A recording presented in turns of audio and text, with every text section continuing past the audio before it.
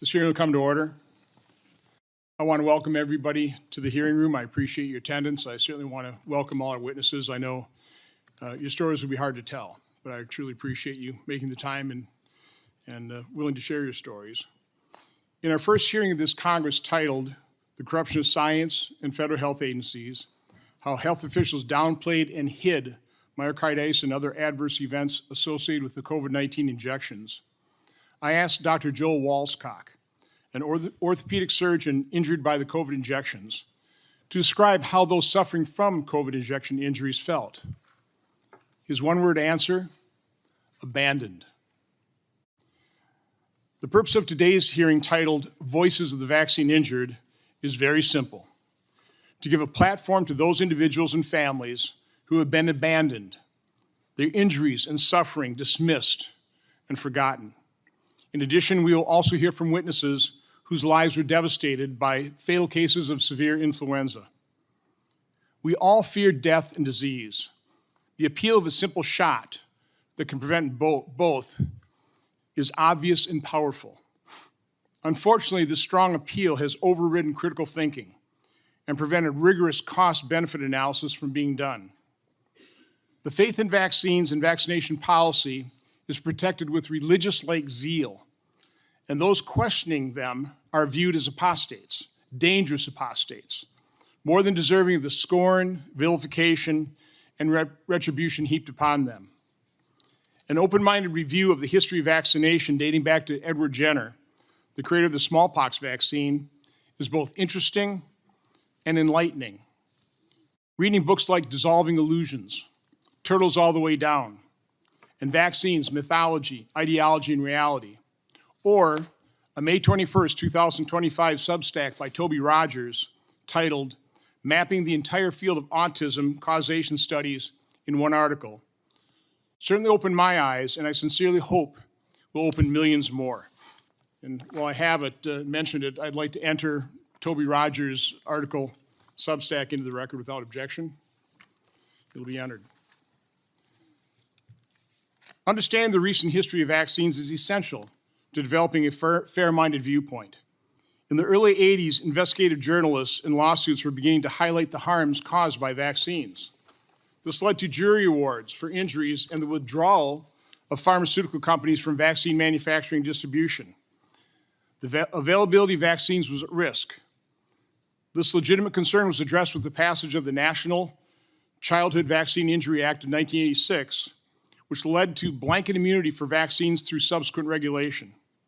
An explosion in the number of vaccine doses on the childhood schedule was a result.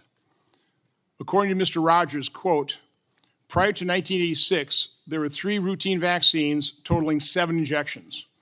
Today, the CDC's maternal and child and adolescent vaccine schedules include 19 vaccines requiring 76 injections with 94 total doses of antigen.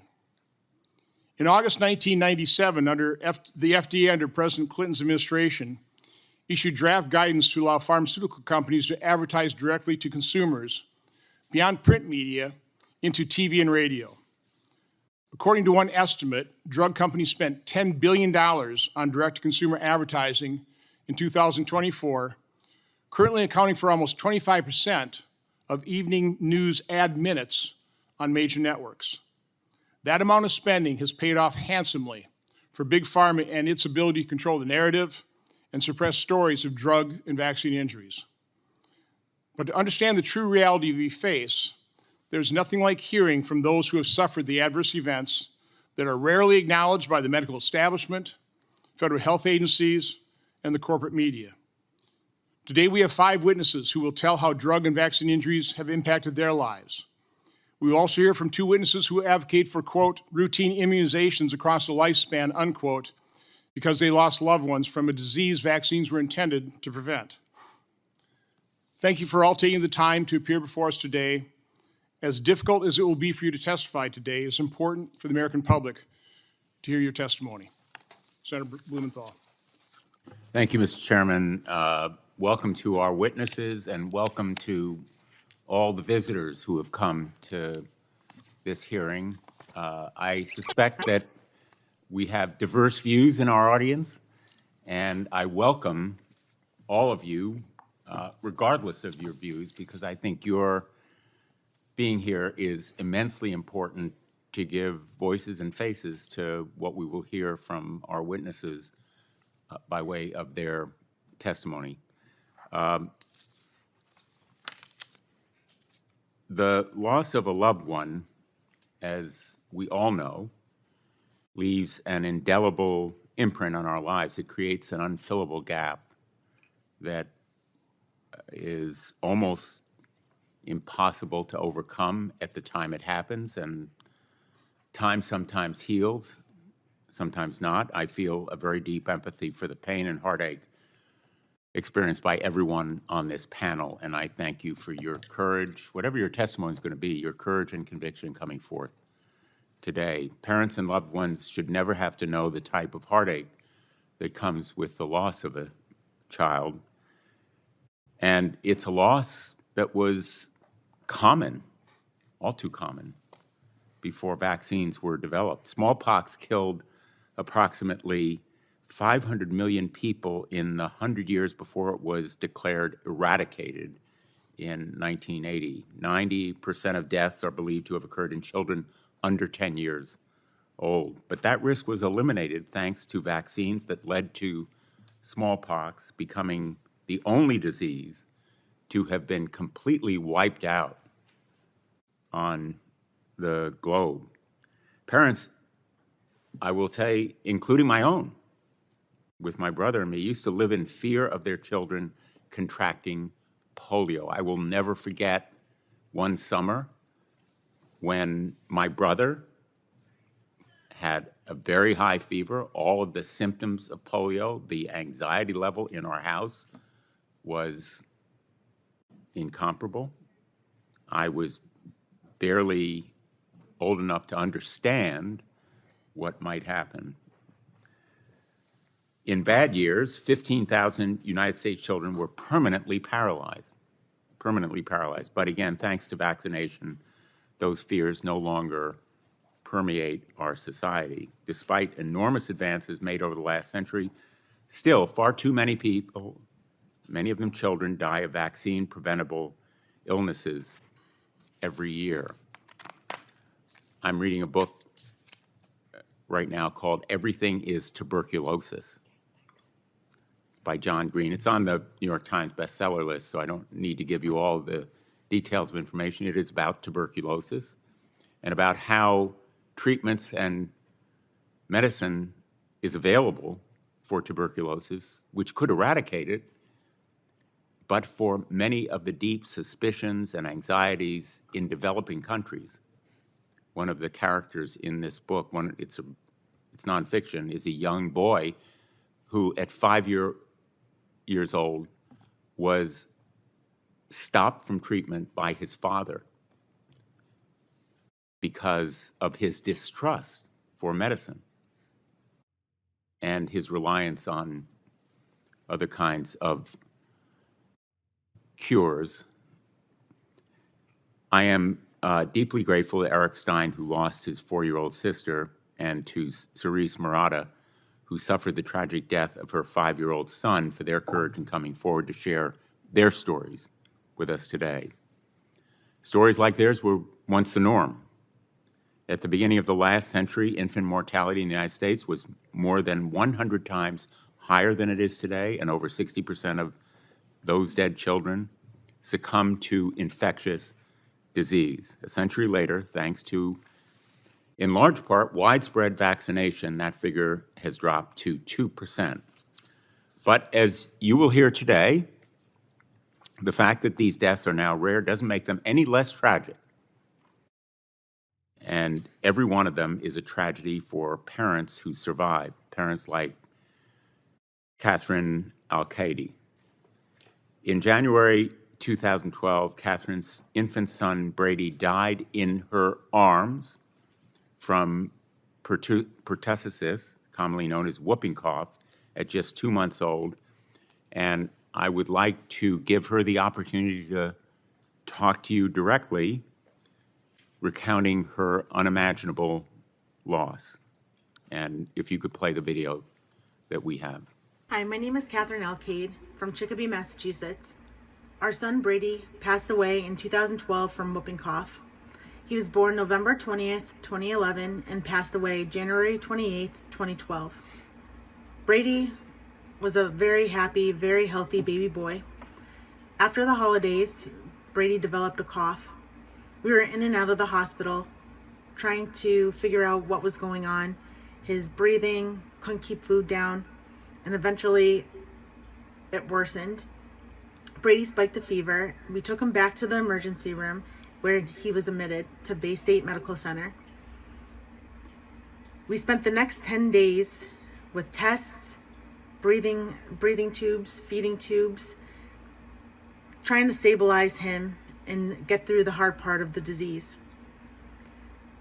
Unfortunately, Brady was not stable enough and needed further care, where they transferred us to Boston Children's Hospital. Unfortunately, halfway through the route, Brady's heart stopped. Unfortunately, with tests run by neurologists, it was found that Brady had no brain activity, and shortly after, he passed. The whooping cough diagnosis came a few weeks later. We were never able to pinpoint exactly where or how he contracted the disease, but it was likely from an unvaccinated person who may not have noticeable symptoms. My baby boy, at 2 months, 2 weeks old, passed away in my arms on January 28th, 2012. This is his story, and I'm appreciative that we're able to share it with you all today. Thank you. Thank you, Catherine Alcade.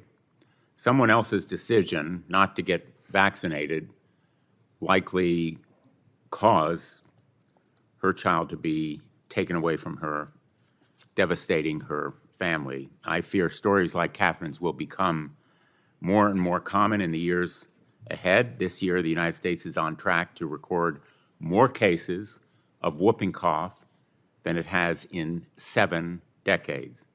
Already, at least 3 children have died, and this disease is just the beginning. Rates of vaccination against a range of debilitating and deadly diseases have fallen rapidly in the last few years, driven by unfounded claims from opportunistic actors.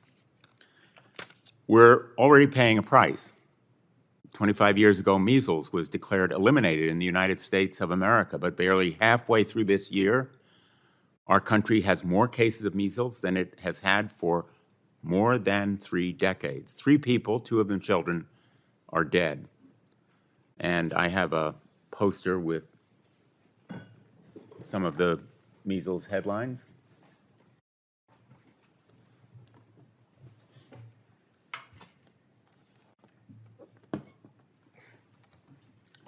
These headlines help tell a story that, in detail, is being lived by Americans. And these deaths are made even more tragic by the fact that they were totally and completely preventable. The measles vaccine is safe and effective. It's not only been proven through clinical tests and trials, but by everyday experience of Americans. There have been persistent falsehoods about vaccines continuing to harm our communities, and this misinformation is not only driving down vaccination rates, it's compromising research into the very harms that we need to prevent. Nowhere is this point clearer than with autism. Decades of scientific research have shown conclusively that vaccines do not cause autism. At this time, I would like to enter into the record 6 scientific papers that have shown that vaccines do not cause autism. If there's no objection, Mr. Chairman. Without objection. They're here. Anyone is free to look at them. These include studies done over decades involving hundreds of thousands of children and a comprehensive analysis from the National Institute of Medicine concluding that epidemiological studies, quote, consistently provided no evidence of association between vaccines and autism. This epidemiological research is important and persuasive. Autism research is critically important and has made great strides in recent years. Yet every dollar we devote to studying this thoroughly debunked claim is a dollar taken away from much more promising research. A dollar taken away from educators in special needs classrooms, a dollar taken away from caregivers to help overwhelmed parents. The truth is that for children born in the United States between 1994 and 2023, routine childhood vaccination is estimated to have saved well over 1 million lives. The truth is that telling parents to use cod liver oil to stop measles rather than vaccines has sent innocent children to the hospital with vitamin A toxicity. The truth is that in the past decade, over 42,000 women in the United States have died from cervical cancer, a cancer that is almost entirely preventable by the HPV vaccine. Today, vaccines, in a way, are a victim of their own success. Parents today do not have to spend terrified nights in the hospital wondering what will become of their child with diphtheria, a disease that, until the vaccine was developed in the 1940s, regularly killed as many as 15,000 children every year, or rubella, which until a vaccine was developed in 1969 regularly infected more than 50,000 people, resulting in tens of thousands of babies born deaf, blind, or with congenital heart disease. We cannot afford to turn back the clock. Scientific advancement has given us great benefits. We need to make sure that every medicine, every vaccine, every treatment or cure available to Americans goes through proper testing and clinical trials and is proved to be safe and effective. Nobody wants Americans exposed to side effects or dangers as a result of any medical treatment. But we should be mindful of the benefits after they are proven safe and effective, the scientifically proven benefits. And I want to thank our witnesses for coming forward today to share your views, your stories. We look forward to learning from you and working to make America safer and healthier. Thank you, Mr. Chairman. Thank you, Senator Blumenthal. The truth is, vaccine injuries are real and they've been ignored. Let's go to a video before we swear in the witnesses.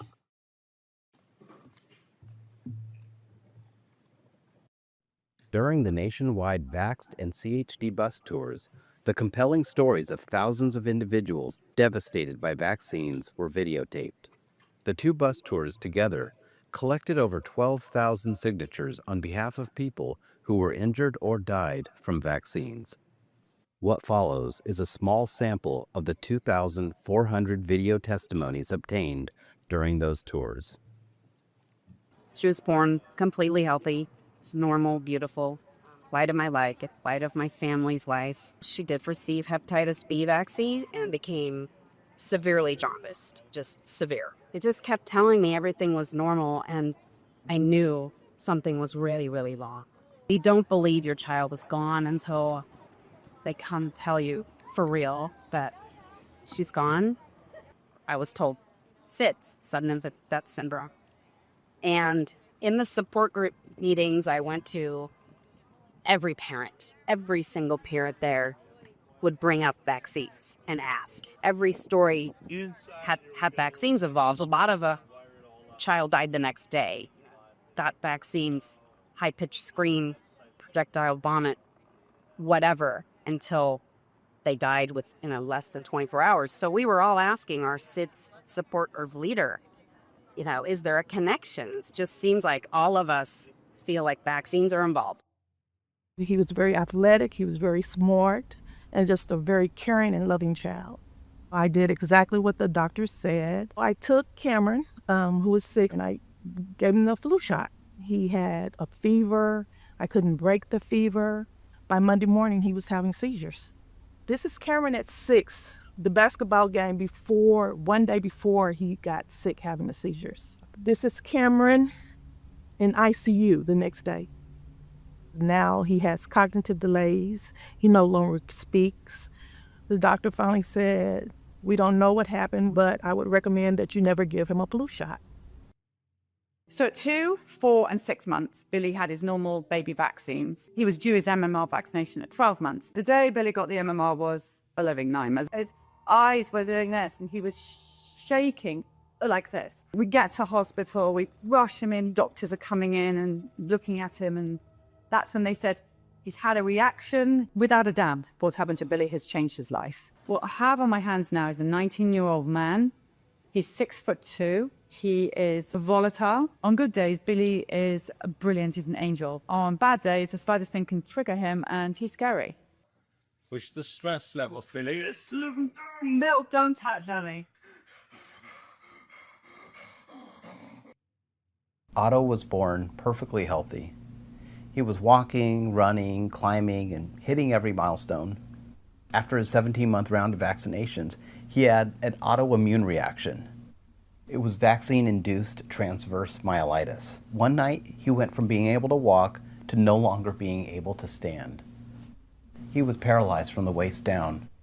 I had no idea my son could be paralyzed from being vaccinated. Transverse myelitis is in the vaccine insert as a potential adverse reaction, but his doctor never showed me that, and he never informed me of any serious side effects.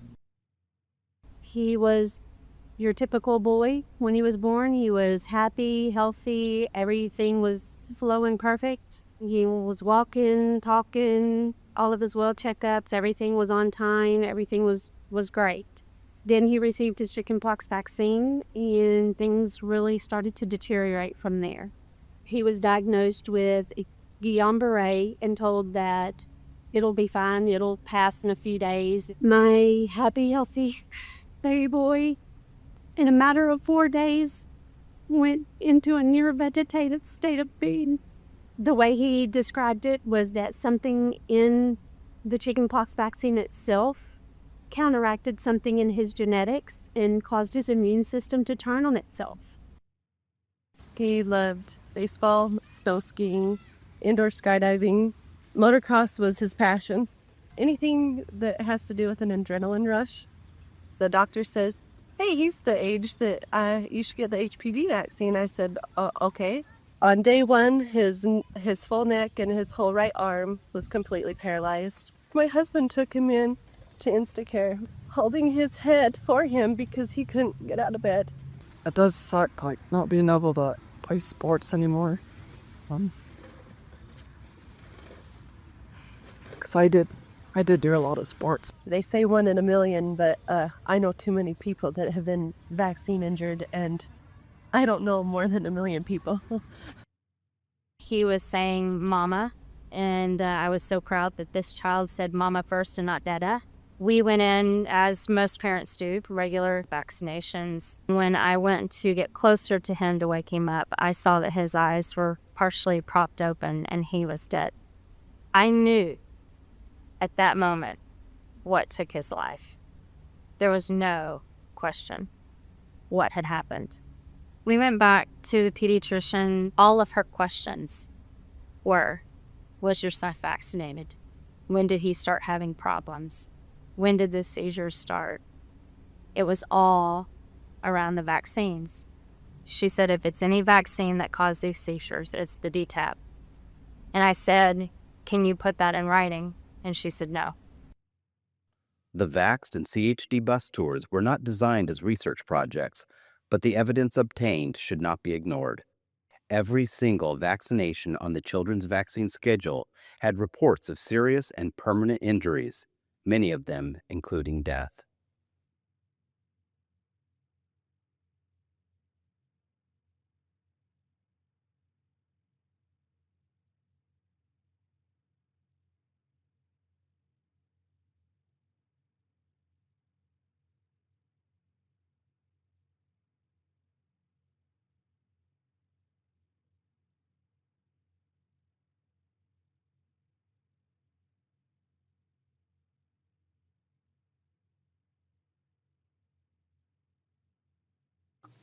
Okay, thank you. It is a tradition of this subcommittee to swear in witnesses, so if you all rise and raise your right hand. Do you swear the testimony you will give before this subcommittee will be the truth, the whole truth, and nothing but the truth, so help you God? Please be seated. Our first witness is Miss Emily Tarsell. Ms. Tarsell is a retired psychotherapist and former president of the Licensed Clinical Professional Counselors of Maryland. She's here today to talk about her daughter, Christina. Ms. Tarsell. Chairman Johnson and committee members, thank you for this important hearing. My name is Emily Tarsell. I'm a retired psychotherapist and a mom. I was blessed with Christina, a healthy, bright child who grew to be a beautiful, caring person, gifted athlete, artist, honor student. In 2008, my 20-year-old daughter had her first GYN appointment. The doctor recommended the HPV vaccine, and we were told it was safe and effective and would prevent cervical cancer. We were not given any literature. We were not told of any adverse side effects. Ads conveyed a sense of urgency about getting Gardasil before exposure to HPVs. So Chris had always gotten the childhood vaccines and agreed to the shots.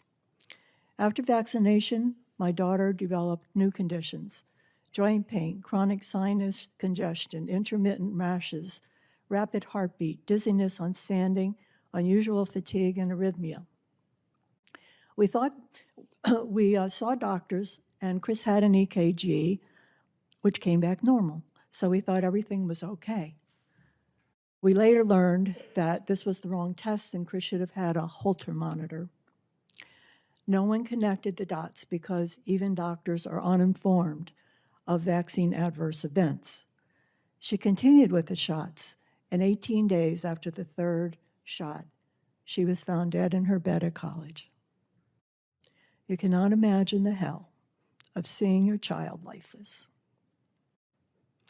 You struggle with the reality. How does a healthy young lady with no pre-existing conditions suddenly die in her bed? An extensive autopsy ruled out drugs, trauma, or organ issues, and cause of death was undetermined. We did not connect Chris's symptoms to vaccination initially until we discovered multiple reports from others too. My doctor advised me to file a VAERS report. I also called the FDA. They did no follow-up with me and took a year to obtain her medical records. They did one test for strep, which was negative. End of their investigation. Conclusion, cause of death undetermined. Merck, the manufacturer, also filed a VAERS report and gave a false and unsubstantiated explanation for Chris's death. Finding out what happened became my mission. I connected with other moms, experts, reporters, and with Diane Harper, the lead investigator during clinical trials for Gardasil. She was critical of the fast-track approval and of the marketing of the vaccine. I learned too late that HPVs clear on their own 90% of the time, and that cervical cancer is almost entirely preventable with Pap screening. I learned that the incidence of HPV-related cancers is very low at 0.001%. I learned it has never been proven that the vaccine prevents any cancer. And I also learned that pharma is protected by law against lawsuits for vaccine injuries.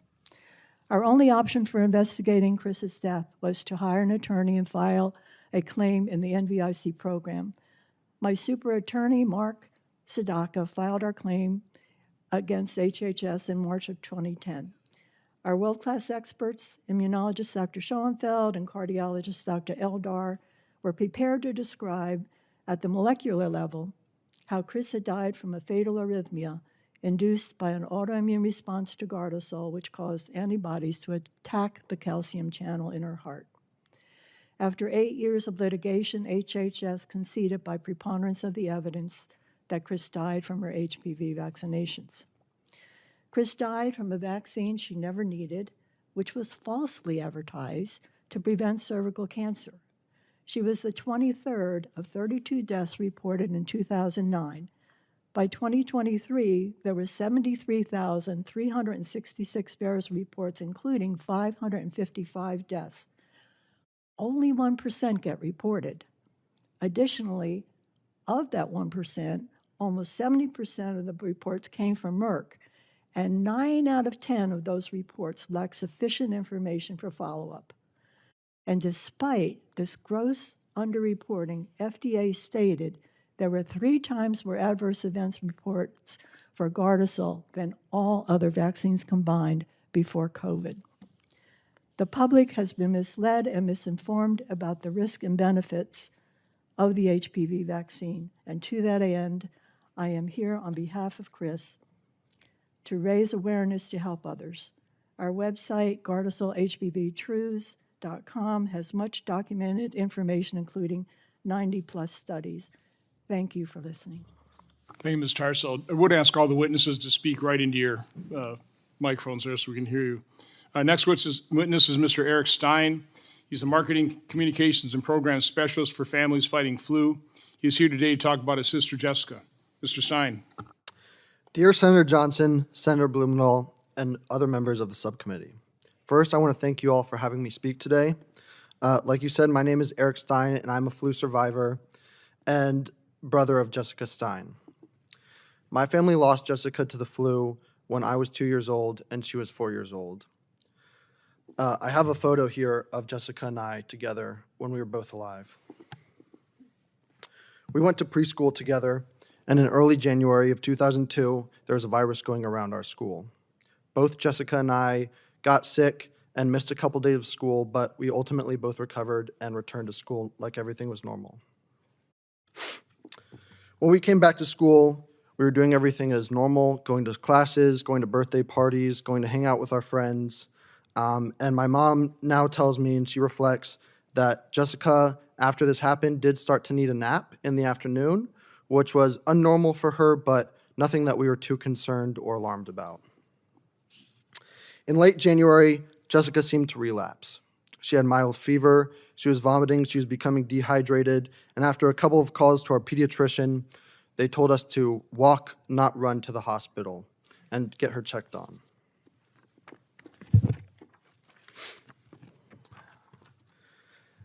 Everything was fine at first, and everything started to move very quickly. A pediatric cardiologist was called in to check on Jessica's heart, and while he said that it was enlarged, but it was beating strongly, and everything was fine. Literally just a few minutes later, Jessica's heart stopped. The room suddenly filled with doctors and nurses, and everybody was doing what they could to restart Jessica's heart. Before my parents even really could comprehend what was happening, Jessica was gone. Still, 20 years later, my parents still struggle to tell the story to me. It haunts them to have to go to the hospital with their daughter and leave without her. To say that Jessica's death changed them, changed all of us, doesn't even begin to tell the depth of the story. I have a younger brother and a younger sister, and they never knew Jessica. My younger sister, Katie, is sitting in the crowd today. Even though they never knew Jessica, she remains a large part of our family.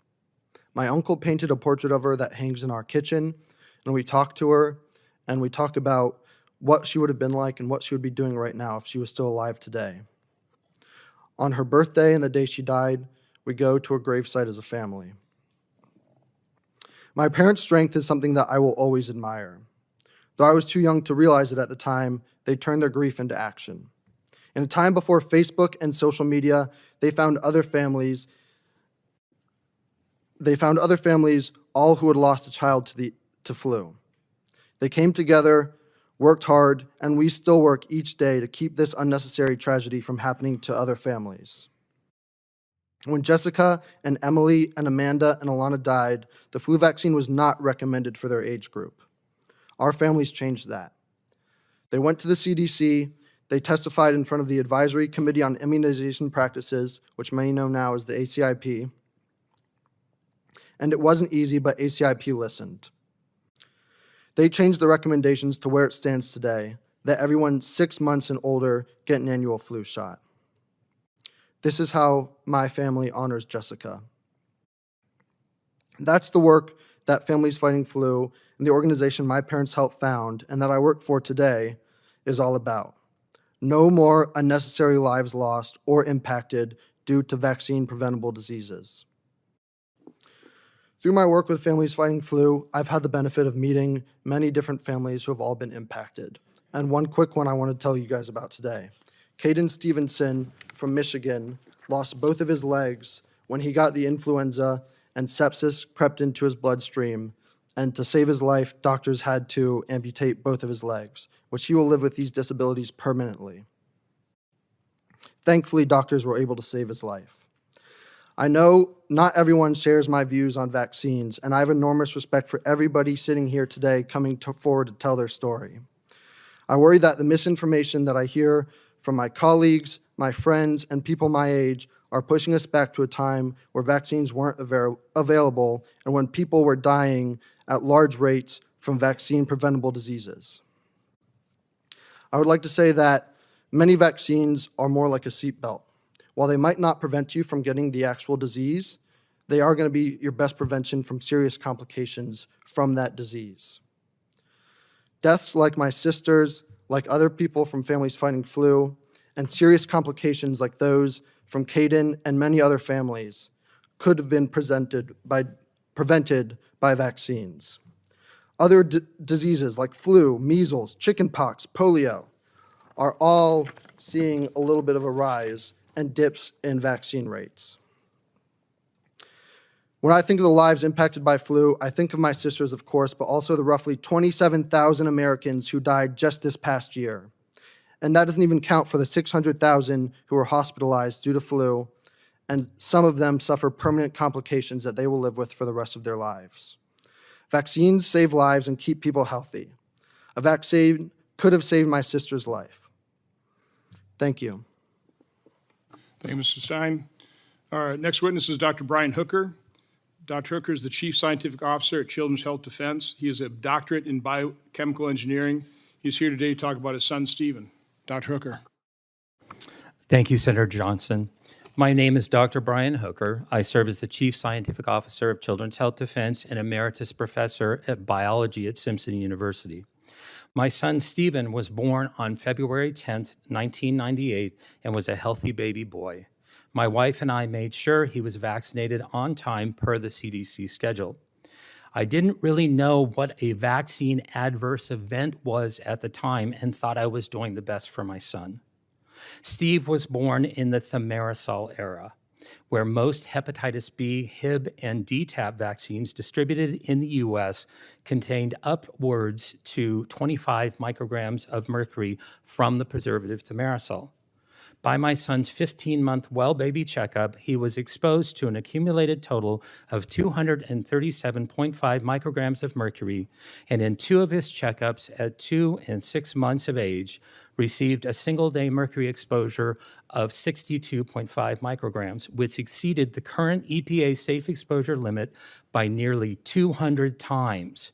Prior to his 15-month well baby checkup, Steve had been diagnosed with developmental delays, a chronic ear infections, and upper respiratory infections. We treated these infections with antibiotics and Tylenol as a fever reducer. On the same day as my son's 15-month well baby visit, he was diagnosed with an ear infection by an otolaryngologist. My wife and I still dutifully took Steve to his well baby checkup afterwards, but we questioned the attending nurse practitioner whether he should receive his vaccines while he was sick. The nurse practitioner brushed off our concerns, indicating they didn't have any problems associated with vaccinating sick children. That day, he received the Hib and DTaP vaccines, as well as the oral poliovirus live virus vaccine. This overtaxed his immune system, which was already fighting an ear infection, and he fevered for 18 days after that checkup. The pediatrician told us to treat the fever again with Tylenol. No one at the office mentioned the possibility that my son was having an adverse reaction to his vaccines. After his fever, he very quickly and severely regressed. He stopped talking altogether. He did not respond to his name. He lost all joint attention, would constantly stare into space, and even lost his ability to walk unassisted for the first 3 months following vaccination. His bowel movements were either explosive diarrhea or debilitating constipation. At his 18-month checkup, he was diagnosed with full-blown autism by the same pediatrician who gave him all of his vaccines. Not only does my son have autism, but he has also been diagnosed with mitochondrial dysfunction, tics, speech and language delays, non-organic sleep disorder, sensory integration dysfunction, ileitis, colitis, esophagitis, and whole body dyspraxia. At 27 years old, he still cannot speak. My son was a petitioner in the National Vaccine Injury Compensation Program for 16 years before his case was thrown out by the special master prior to oral arguments. Vaccine courts, with its capricious statute of limitations, would not consider any vaccines prior to his 15-month shots and ruled that he had had autism earlier because he was pulling his ears at 6 months. No one in the DOJ directly opposing my son in court seemed to notice that he was pulling his ears because of recurrent ear infections. My son requires 24/7 care, and his severe dyspraxia means that he is a prisoner in his own body, a body that betrays every time he tries to execute any intentional task, such as eating, talking, walking, grabbing, or grasping any object. He also suffers excruciating chronic pain due to gut dysbiosis and neuroinflammation. Nobody wants to see their child go through chronic debilitating pain. My son will never pay taxes. He will never hold a job. He will never play baseball. He will never write a poem. He will never go out on a date. He needs assistance despite his best efforts and despite his best wishes. He needs assistance toileting every time. Society does not want to acknowledge vaccine injury, period. Our story is not welcome in the news media, and social media completely censors us. My family has been gaslighted repeatedly, and my son's medical history has become fodder for astroturfers' blogs, as well as the CDC researchers armchair quarterbacking his vaccine injury case. My son's life has been ruined physically and emotionally, and he is persecuted by the mere fact that he exists. Life is hard, but Jesus Christ is good every day. Thank you, Dr. Hooker. Our next witness is Dr. Robert Sullivan. Dr. Sullivan is a licensed physician and board-certified anesthesiologist with over 20 years of active practice in Maryland. He is here today to talk about his vaccine injury following his COVID-19 injection. Dr. Sullivan. Thank you, Senators. My story is not as bad. The same month I received my first COVID mRNA shot, I was featured in the Wall Street Journal's What's Your Workout column for aerial circus arts. I was strong, healthy, and thriving. Just 3 weeks after my second dose, I couldn't go up a flight of stairs without gasping for air. I became short of breath doing even simple things, walking, standing, even speaking. I had constant chest pressure, arrhythmias, and overwhelming fatigue. I cannot overstate the misery. It felt like my body was failing me. I was experiencing right heart failure. Still, I questioned myself. Was this real or in my head? Then an echocardiogram confirmed the damage. I was relieved that it wasn't imagined and stunned to realize this is how I likely die. The diagnosis was pulmonary hypertension. I had damage and narrowing of the blood vessels in my lungs, restricting blood flow and straining the heart. This isn't like regular high blood pressure. Pulmonary hypertension is usually progressive and fatal even with treatment. There is no cure. It felt like a death sentence. I reported my case to VAERS, the Vaccine Adverse Event Reporting System. Most doctors I know had never heard of it. Fewer understood that it carries mandatory reporting requirements. I was never taught about VAERS in medical school. I'm told it still isn't. Eventually, VAERS collected my medical records. I expected to hear from the FDA or CDC. I never did. I believed in the system. I believed I would be heard. When I wasn't, I channeled that disbelief into collaborating with the British Medical Journal on a report about the system's failures. What I learned is chilling. If you are harmed, you are on your own. I've had to adapt. Maybe some of the novel treatments I tried helped. On the outside, I look fine. I returned to running, even to aerial arts. That brings me joy, but also unease. I've lost half my lung capacity.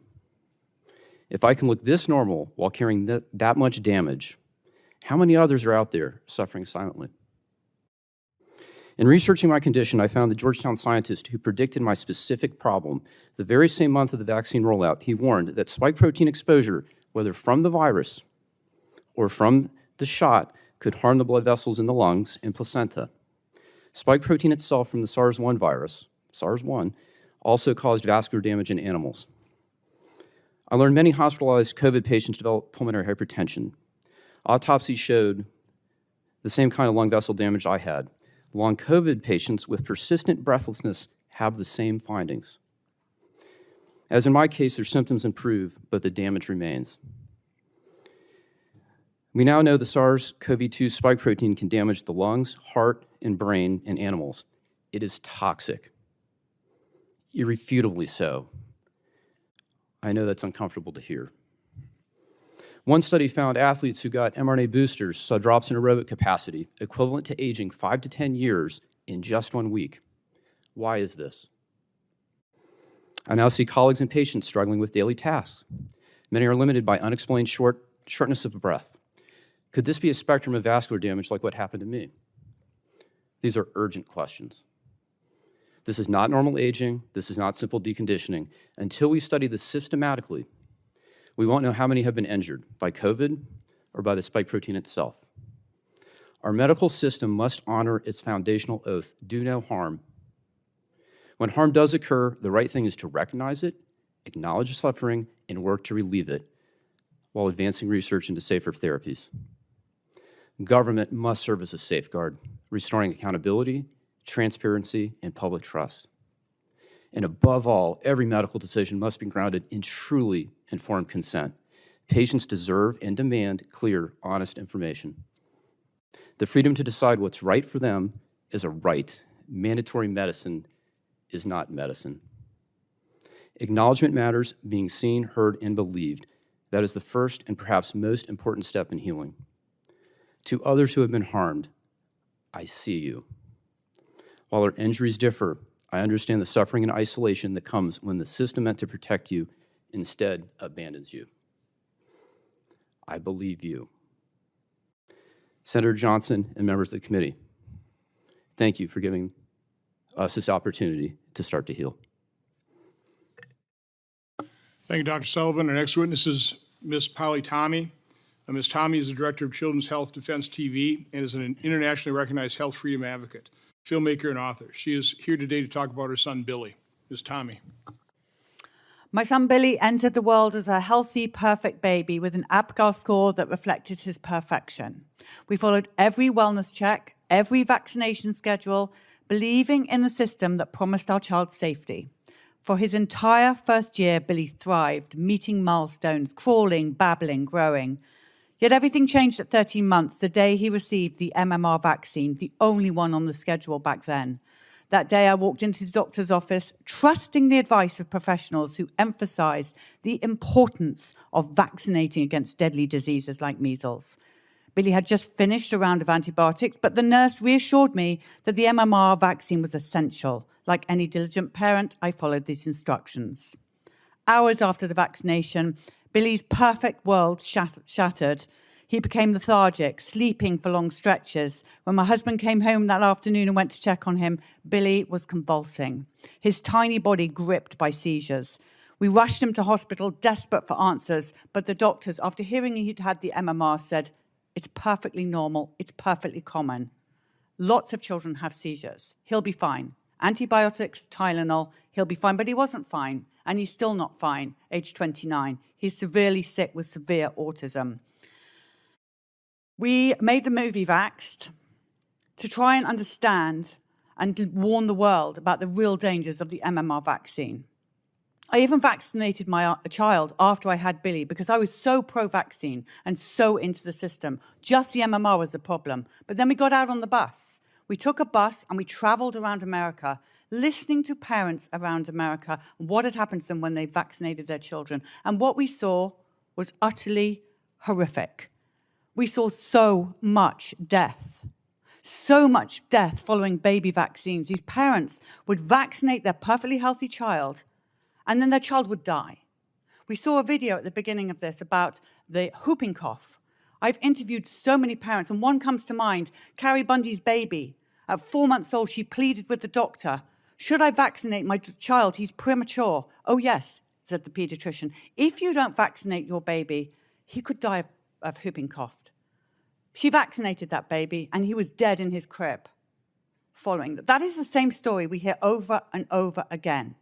These childhood vaccinations, the people of America are telling us they are not safe and effective. We are seriously concerned at Children's Health Defense about the disinformation and misinformation out there, being told these vaccines are safety trialed, the safety studies are so good. Yet all we see is death and destruction over and over again. Babies, teenagers, HPV Gardasil, their ovaries are shutting down. They cannot have children anymore. The parents are reporting paralysis. Children paralyzed from the waist down. You shout out about polio to us. I have never seen so many crippled children around America. So many children in wheelchairs, unable to walk, talk, speak, on ventilation. Parents are trying to tell their story while putting a feeding tube down their child's to bleed out the lungs, bring out the lungs while they're trying to tell us what has happened. 2 little 2-year-olds who can't hold their heads up because they had one Hep B vaccine. And then you shout out about measles to us. Those 2 girls in Gaines County, they did not die of measles. Children's Health Defense have seen the medical records. We have had experts break down. Yet still, I sit here and I hear over and over again that those 2 girls died of measles. They did not die of measles. And yet, the press and others consistently shout out that vaccines are safe and effective. They are, vaccinate your family. We all vaccinated our families. Everybody sitting here, bar 2, vaccinated their families with catastrophic results. Over 12,000 signatures on those 2 buses of death, death, death. When will enough be enough? How many more buses?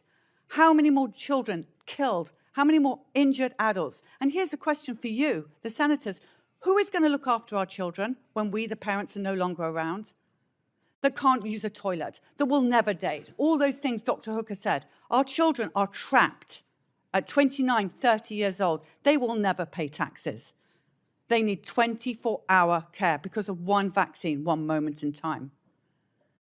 This is a national crisis that must be addressed. And I want to thank Senator Johnson and his team for giving us this day that we thought would never come, that the world could hear really and truly what happened to the people of America who are broken. And this doesn't just affect the person with the injury, by the way. It affects the siblings. It affects the extended family. One of us has to be a carer for life.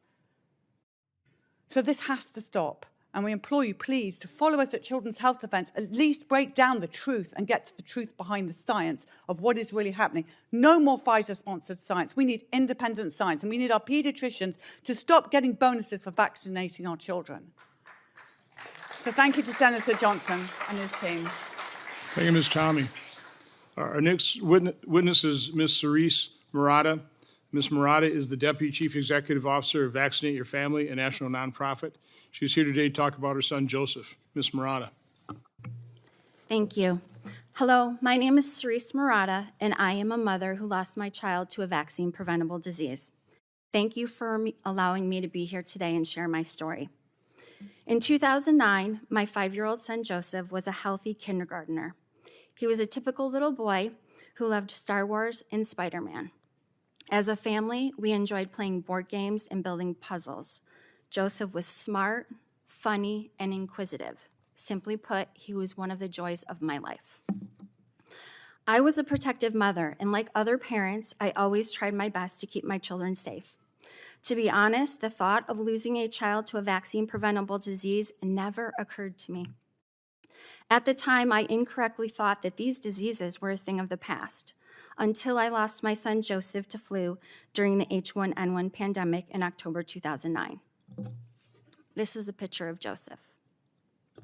The H1N1 flu vaccine that could have saved his life was not available in our community until 2 weeks after he died.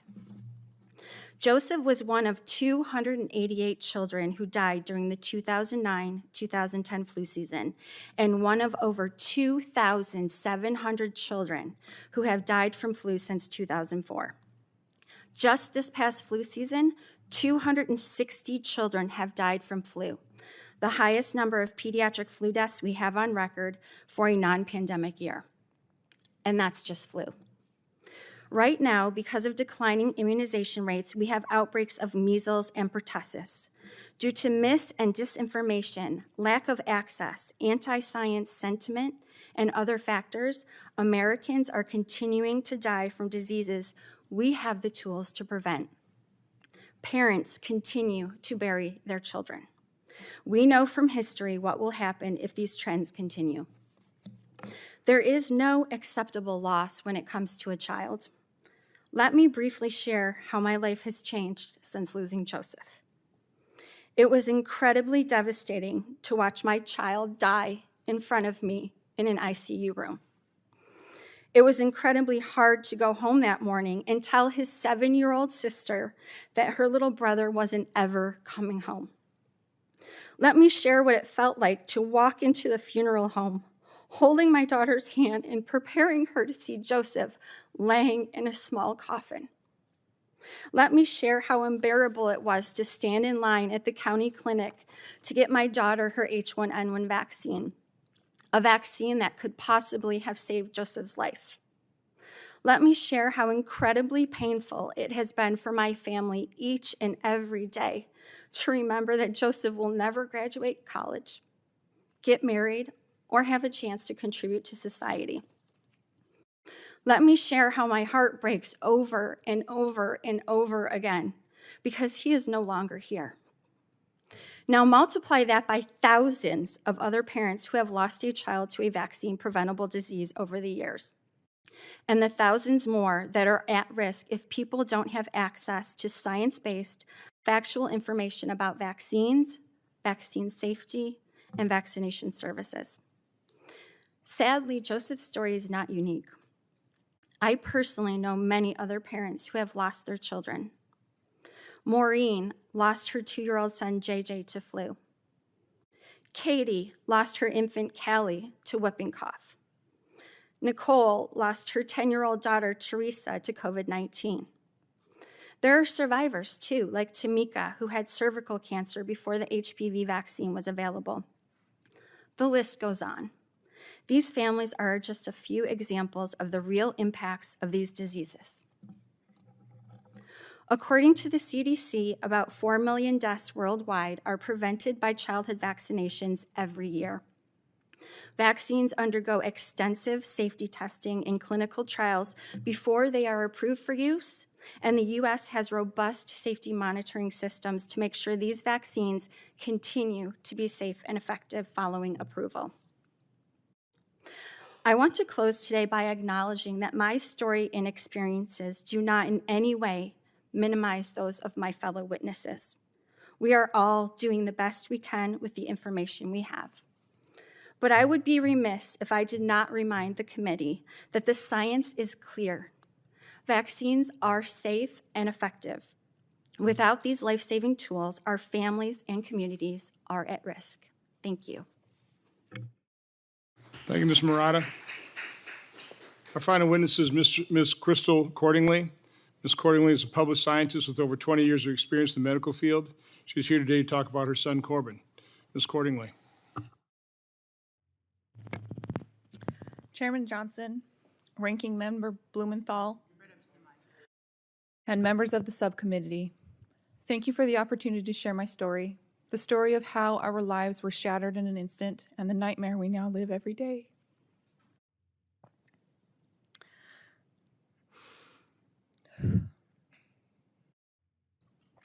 My name is Crystal Cordingley. I'm a mother of 5, and this is about my son, Corbin D. Cordingley. He was born on September 2nd, 2012, healthy, vibrant, and perfect. He hit all of his milestones early and was a bright, loving, and busy little boy. Our life before his death was full of love, joy, and innocence. I am a scientist and fully believed in the safety and effectiveness of vaccines. I never questioned them. I thought I was protecting my children by following the CDC's vaccination schedule. Corbin received all of his routine vaccines on time, including his 12-month shots 43 days prior to his death. On October 18th, 2013, I took him in for a combo flu shot that would be administered in 2 doses. He seemed fully recovered from a recent cold, and it was a normal day. I fed my kids lunch, prepped dinner, and left for an evening shift at the hospital. That afternoon was the last time I would see my baby alive. At 8:30 p.m., my husband gave the kids a bath and rocked Corbin to sleep. He laid him in his crib, safe and sound. When I came home from work at 11:45 p.m., I went to nurse him. What I found haunts me to this day. My baby, face down.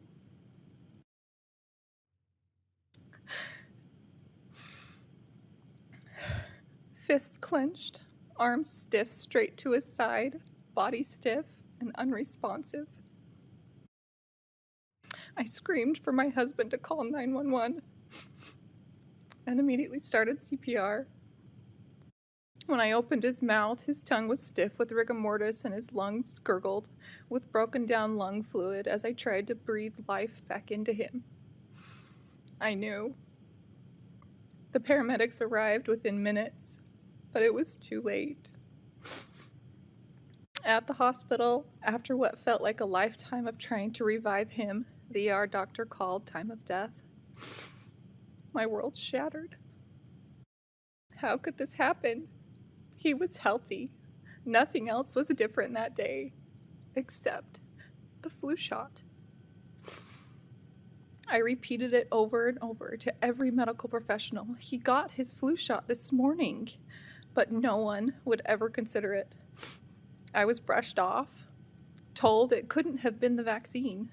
I was gaslit into believing some babies just die. But no, they don't. Not like this. I held my son's foot in the hospital until it went cold in my hand. Do you know what it's like to hold your lifeless child until their body goes cold? I prayed so hard he'd wake up that I became physically ill. His lung fluid soaked my jacket, and I've never been able to wash it. It's still in his laundry basket, along with all his other dirty clothes, untouched. Days later, I called to cancel his follow-up flu shot and told the pediatrician Corbin had died. Her immediate response was, "I don't believe the shot had anything to do with it."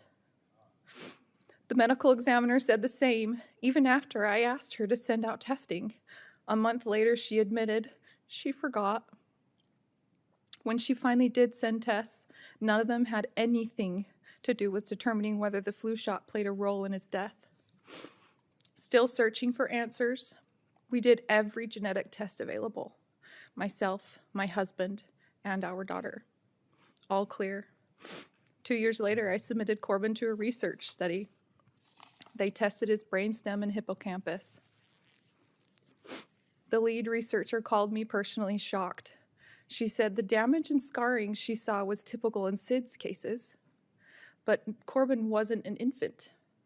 He was 13 months old, and he was perfectly healthy. Damage, not defects, not abnormalities, damage to his brain. Despite the pediatrician denying the vaccine's role to my face, I found a note in Corbin's records that she had filed a VAERS report just days after his death. She never told me. The report said, "The parents will not be contacted."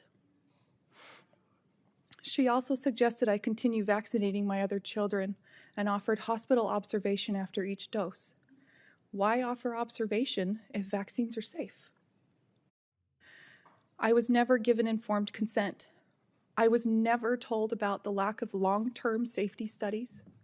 I was never told about the ingredients like polysorbate 80 or the fact that true placebos were never used in many vaccine trials. I was given a simple sheet saying to expect a fever and use Tylenol. I wish someone had warned me. I wish I had been told to research the vaccine inserts, to look deeper, to look at the history, the true history. I wish I had the chance to fight for his life in the hospital or given any kind of chance. I speak today not only to honor Corbin's memory, but to urge you to ask the hard questions. Parents deserve the truth. We deserve real informed consent because no parent should have to live the nightmare I do. To all the parents listening, you can never unvaccinate, but you can wait. Wait until it's truly proven safe. One shot, one decision, one moment. That's all it takes to shatter a family forever. Thank you. Thank you, Ms. Cordingley. I want to thank all the witnesses. I know telling your stories is not easy. I think I speak for everybody in this room, committee members. Our sincere condolences for your losses, for the tragedies that have really impacted your life.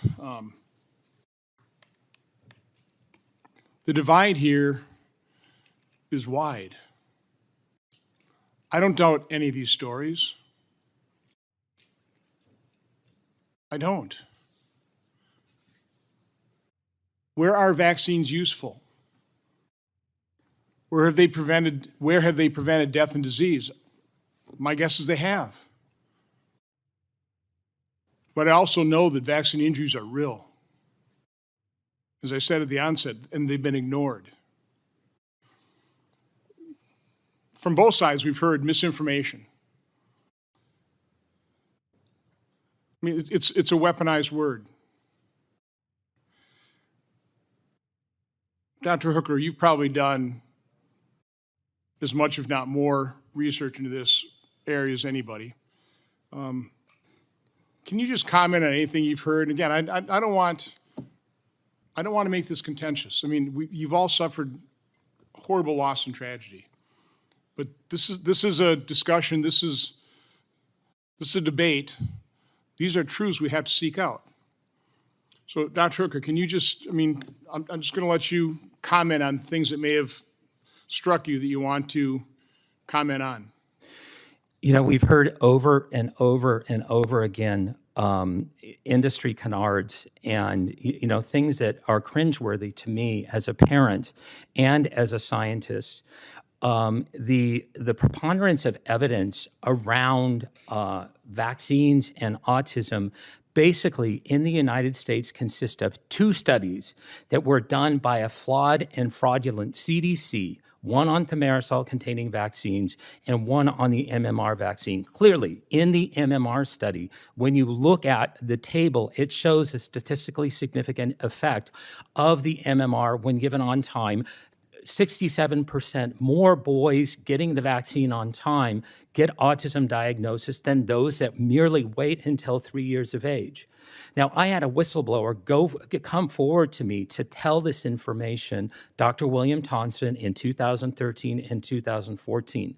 We also know that the Verstraeten study in 2003 is also flawed, fraught with errors, and fraudulent, accusing them of directly cherry-picking information from the vaccine safety data link because of issues with clinics. Now, there is a hole in the science around vaccines and autism that you can drive a Mack truck through. You can't just look at one vaccine and one component and then wave your pixie dust and say they're safe. That is just not a fact, and that is just not how science works. Dr. Herc, you mentioned Bill Thompson, and he was featured in the first movie, Vaxxed. Can you tell the story about that particular MMR study that I think identified a link between autism and MMR in black young men, right? That is correct. Tell about the story about the CDC officials that gathered with their data, and was there shredder? Tell about the story of them coming together and destroying the evidence, but Dr. Thompson did not do so. Dr. Thompson did not do so. Tell the story, though. I will, yes. The CDC scientist who was the lead scientist, lead epidemiologist on this MMR study was Dr. William Thompson. He came forward to me in 2013 through a series of phone calls, and we were in close contact for 10 months. What happened was he found the African-American effect, that African-Americans were over 200% more likely, and African-American males over 300% more likely to get an autism diagnosis if they got the MMR vaccine on time versus if they were received the vaccine after 3 years of age.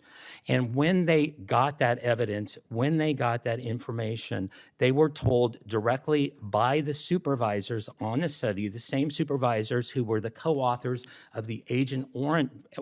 Oh, wait, go ahead and name names. Yes, Dr. Colleen Boyle and Dr. Frank DiStefano. They were ordered directly to destroy evidence and destroy federal records in violation of the Federal Records Act as amended in September of 2002. That information was destroyed. Dr. Thompson shared that information with me directly. I repeated the analysis, did the exact same analysis, and I got the exact same result. African-American males, when they get the MMR on time, are 3.5 times more likely to get an autism diagnosis than if you wait simply until after 3 years. So that would show a link. And again, I think that is correct. The important part of this story is not only that, but the fact that you had federal health agency officials destroy evidence of that fact. They gathered everybody in office, right? And they literally all brought the evidence and they destroyed it together, except for Dr. Thompson. He kept the evidence, correct? That is correct. Okay. Ms. Tarsal, as I said in the opening statement, Dr. Joel Walscock talked about just being abandoned. Can you talk about your experience following your daughter's tragedy?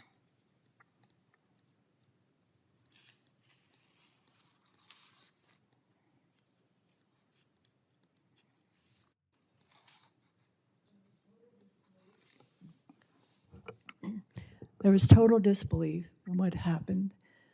I was home alone when a police officer came to my house to tell me they found my daughter dead in her bed and they didn't know what happened.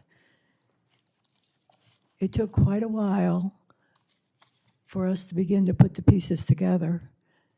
And I understand from the other panelists here that initially one would never suspect it was vaccine related because we've been told they're safe and effective and prevent whatever it is they're designed to prevent.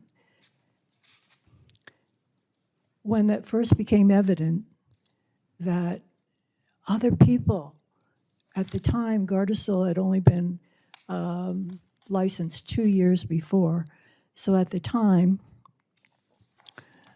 there was little literature known online, but I began to connect with other parents and moms and researchers online. It's like, there's a whole lot that we're not being told. And that's devastating to not be informed, and as I learned more about it, that we were never told. My daughter never needed that vaccine. She was never at risk of getting cervical cancer. The risk is very low. the HPV is clear on their own. And I'm not the only mom who's gone through that experience, and now they're also pushing it for boys, when they haven't even been able to show that the vaccine causes any cancer that's HPV related. And there's a whole reason for that, because these cancers are very slow growing, and the onset is after age 50. So they're giving it to young adolescents. It was like, I just was blown away. I could not imagine that they would have approved these vaccines and they would continue to do so. And to have Merck lie on their report. The other thing that's come up here in these conversations is people talking about the VAERS reports. That's the first line to determine if there are red flags for injuries after vaccination. And that is a very, very flawed system. I had no idea at the time. But I have learned that, as I said in my talk, that less than 1% get reported. One of the doctors on the panel said he never learned about it in medical school, and they still don't.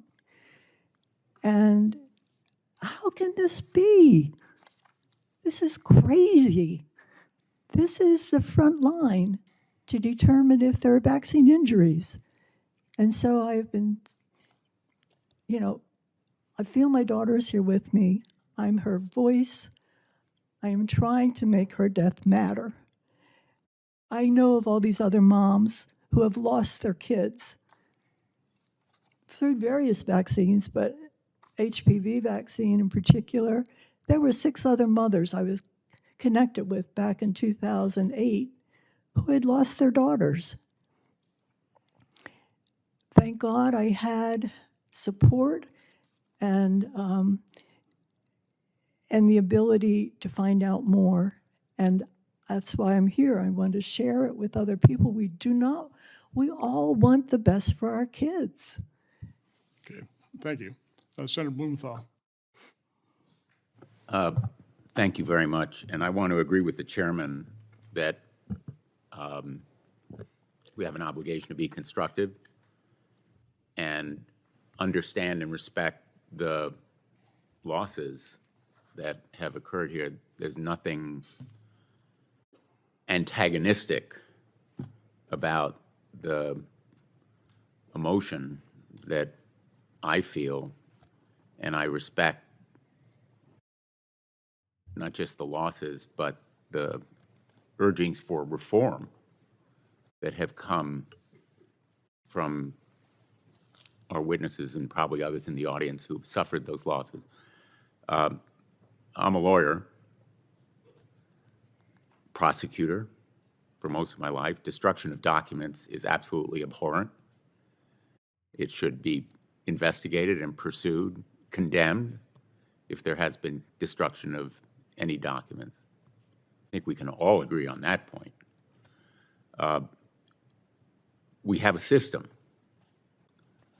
and it dates from, I think, around 40 or 50 years ago, the National Vaccine Injury Compensation Program. Dr. Hooker, I think you made reference to it. It provides legal immunity, a shield for manufacturers. Now,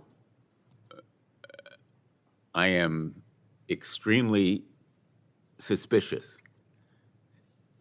as a lawyer of immunity that is granted in any blanket way across the board to any manufacturer or to anyone, whether it is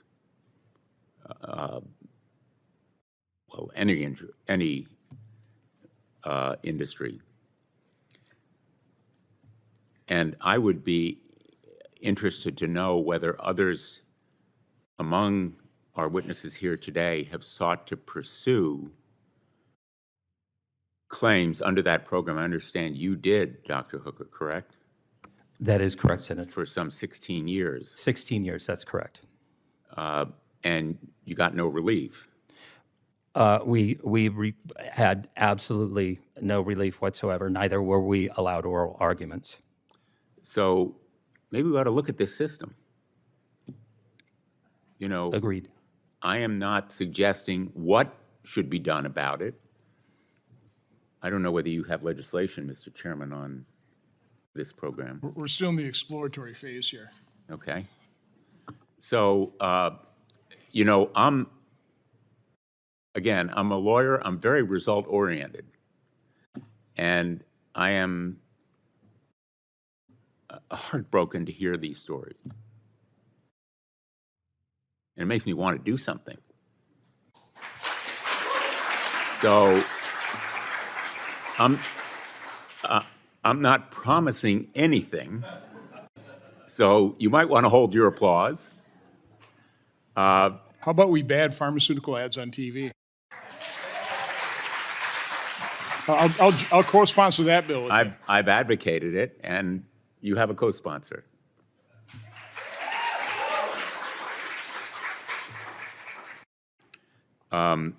Remember that I'm the state attorney general who helped to lead the lawsuit against big tobacco when that industry denied that smoking caused cancer or any other disease. In fact, some tobacco manufacturers actually advertised that it was good for you to smoke.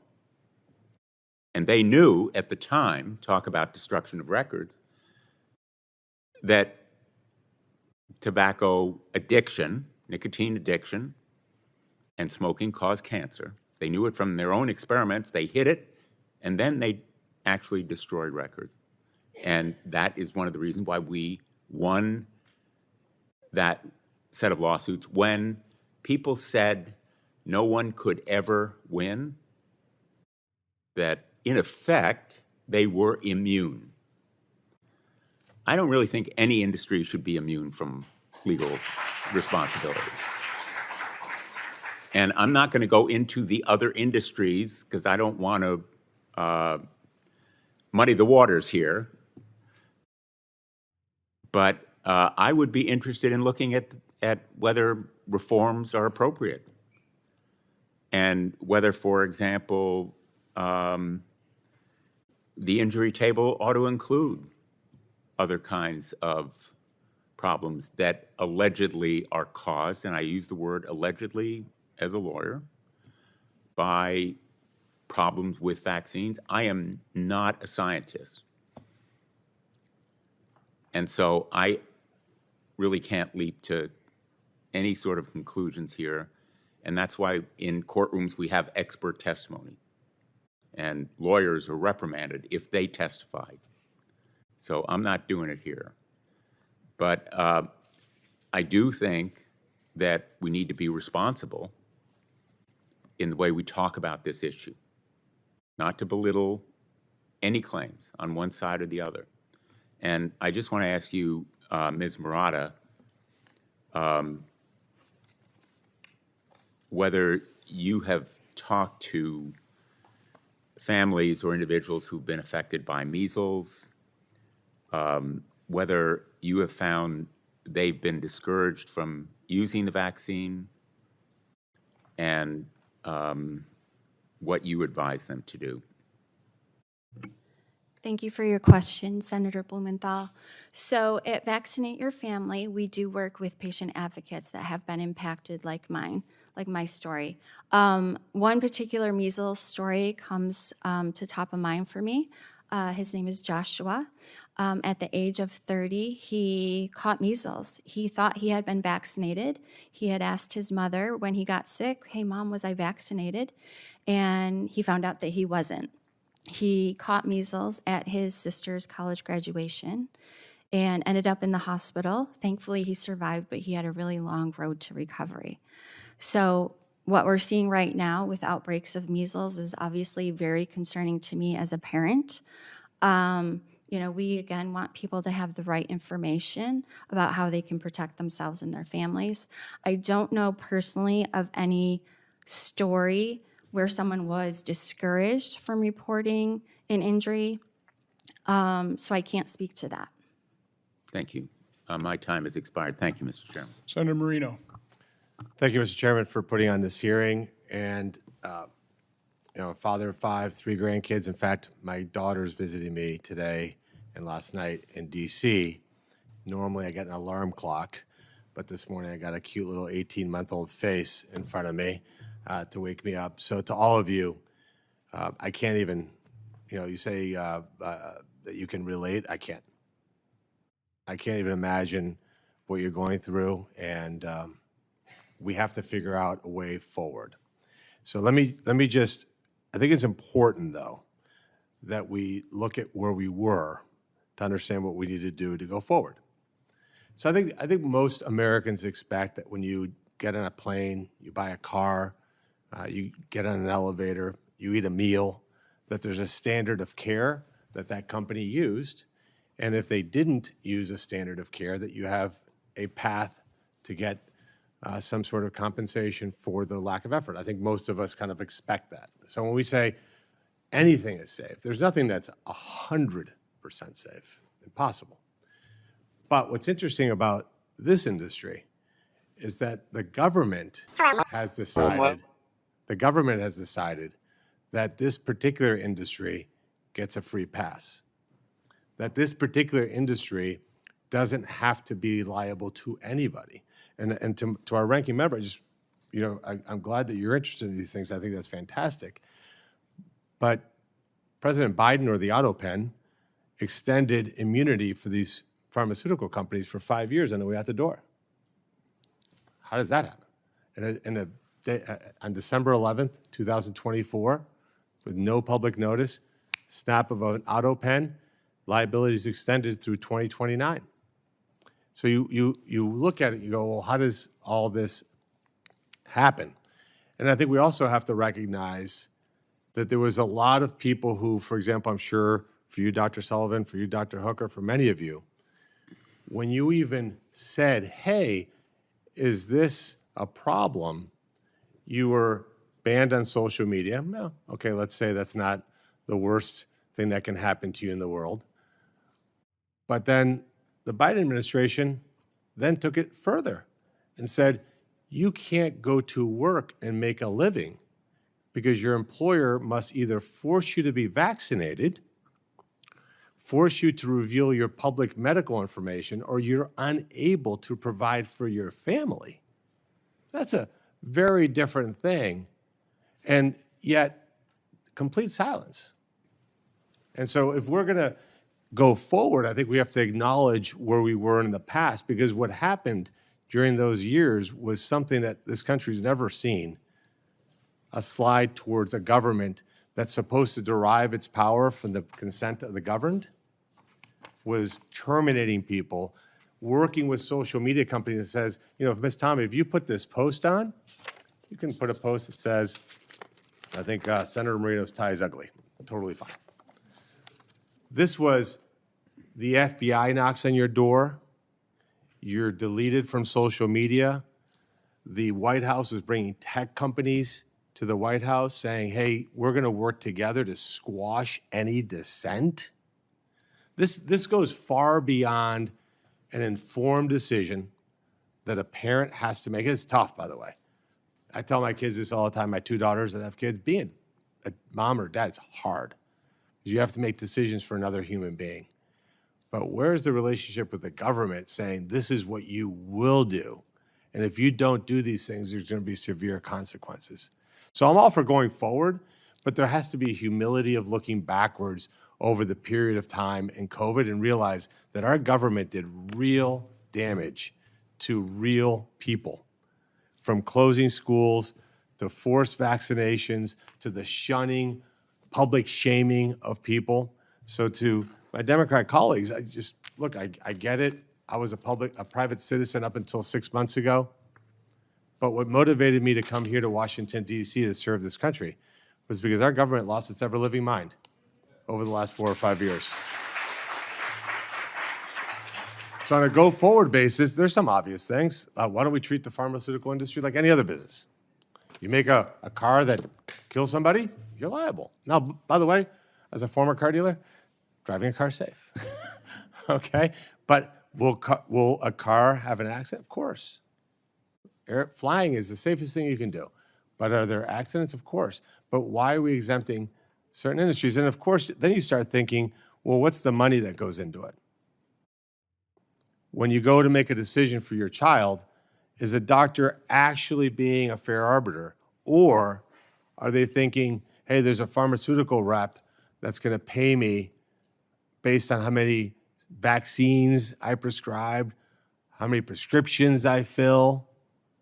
That's a whole different world. And we've seen it not just on vaccines, but, you know, in the family that controlled Purdue Pharma, they're on a beach somewhere, and they're billionaires. And they left tens of thousands of people in my state, in Ohio, dead. Where's the justice for those people? So if we're going to do this, Mr. Chairman, to our ranking member, we need to get serious about understanding that there's a lot of entanglements between special interest groups, lobbyists, with zero accountability. Because finding Purdue Pharma did nothing for the Sackler family. Sackler family are still living a great life. And the people who profited severely from the COVID-19 vaccine are living a great life. They're not sitting here like all of you having a different conversation. So if we're going to do something, the North Star has got to be medical freedom. I get to decide. I get to decide what's good for me and my family with proper information. And if I'm given improper information, just like in any other industry, there's got to be accountability. And these industries that produce bad behavior, the executives, the people who charge those people to do these bad things have got to feel personal repercussions. Because if that's not the guidepost in which we do this, then all we're going to do is have wasted these great people's time. So I'll end where I started. I'm hoping that, Chairman, what comes out of this is actual progress. Because when I hear your stories, it breaks my heart, and I know it's a life sentence for all of you. This isn't something where tomorrow you snap your fingers and your emotions leave you. It's going to be with you, and I can see the pain in each and every one of you. And I'm hoping my colleagues see that pain and that we actually move the ball forward to get something done. Thank you, Mr. Chairman. Thanks, Senator Marino. So Ms. Tommy, when I'm watching the video and I watch the one mom whose child died of SIDS, describing her SIDS support group, and every parent was talking about the vaccine. And my guess is none of their doctors talked about a vaccine. They just called it SIDS. When the other woman, the last woman whose child died, and the doctor was asking about the vaccines, when she asked the doctor, would you put that in writing? The doctor said, no. In your testimony, you said when you went to your doctor talking about how Billy was having seizures, well, that's perfectly normal. That's common. I mean, I find that jaw-dropping. Yeah, and it's the same story over and over again. And in fact, it is common. That's what I want to ask you. Because it's on the insert of the MMR vaccination, on the insert in bold letters, the seizure, so it is common.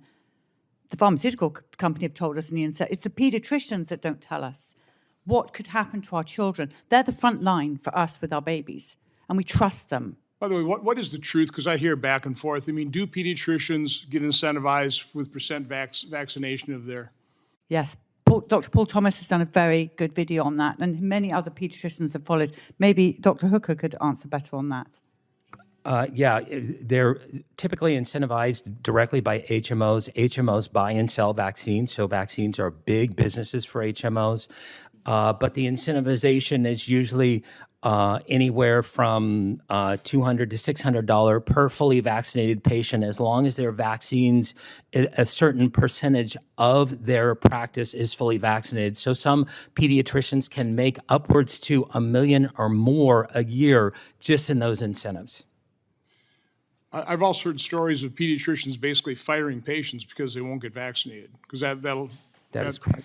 We hear that story over and over again. And also the lies that the pediatrician tell us that our baby will die if we don't get vitamin K at birth. The baby will bleed out before it gets to the car. And these stories, if you don't get the HPV vaccine, then you will die of cancer. These parents have told us these stories, and they're the same over and over again. How can they get away with lying like that to us, the parents? So we have a doctor on the panel, Dr. Sullivan. Outside of your testimony in terms of your own COVID injection, and I call it injection because it's not a vaccine, your own injury, can you enlighten us in terms of the attitude of most doctors when it comes to vaccines, what kind of training, what kind of information they have? And by the way, do you also find it jaw-dropping that a pediatrician would tell a mom when their baby's having seizures, oh, that's perfectly normal after vaccine? I agree that is jaw-dropping. The training for vaccines now is limited to memorizing the schedule. In the preparation for this testimony, I reviewed my historical textbooks about vaccination chapters. And Senator Blumenthal, I want to commend you for really an excellent summary as an attorney about the history of vaccines. I'm actually very enthusiastic about vaccination. Your story about the history of the deaths of smallpox, the lives saved, is convincing. I don't think, I'm not sure I follow your comment. Well, you gave a summary. So the history of vaccines. So I'm actually, it may surprise you, I'm enthusiastic about vaccination.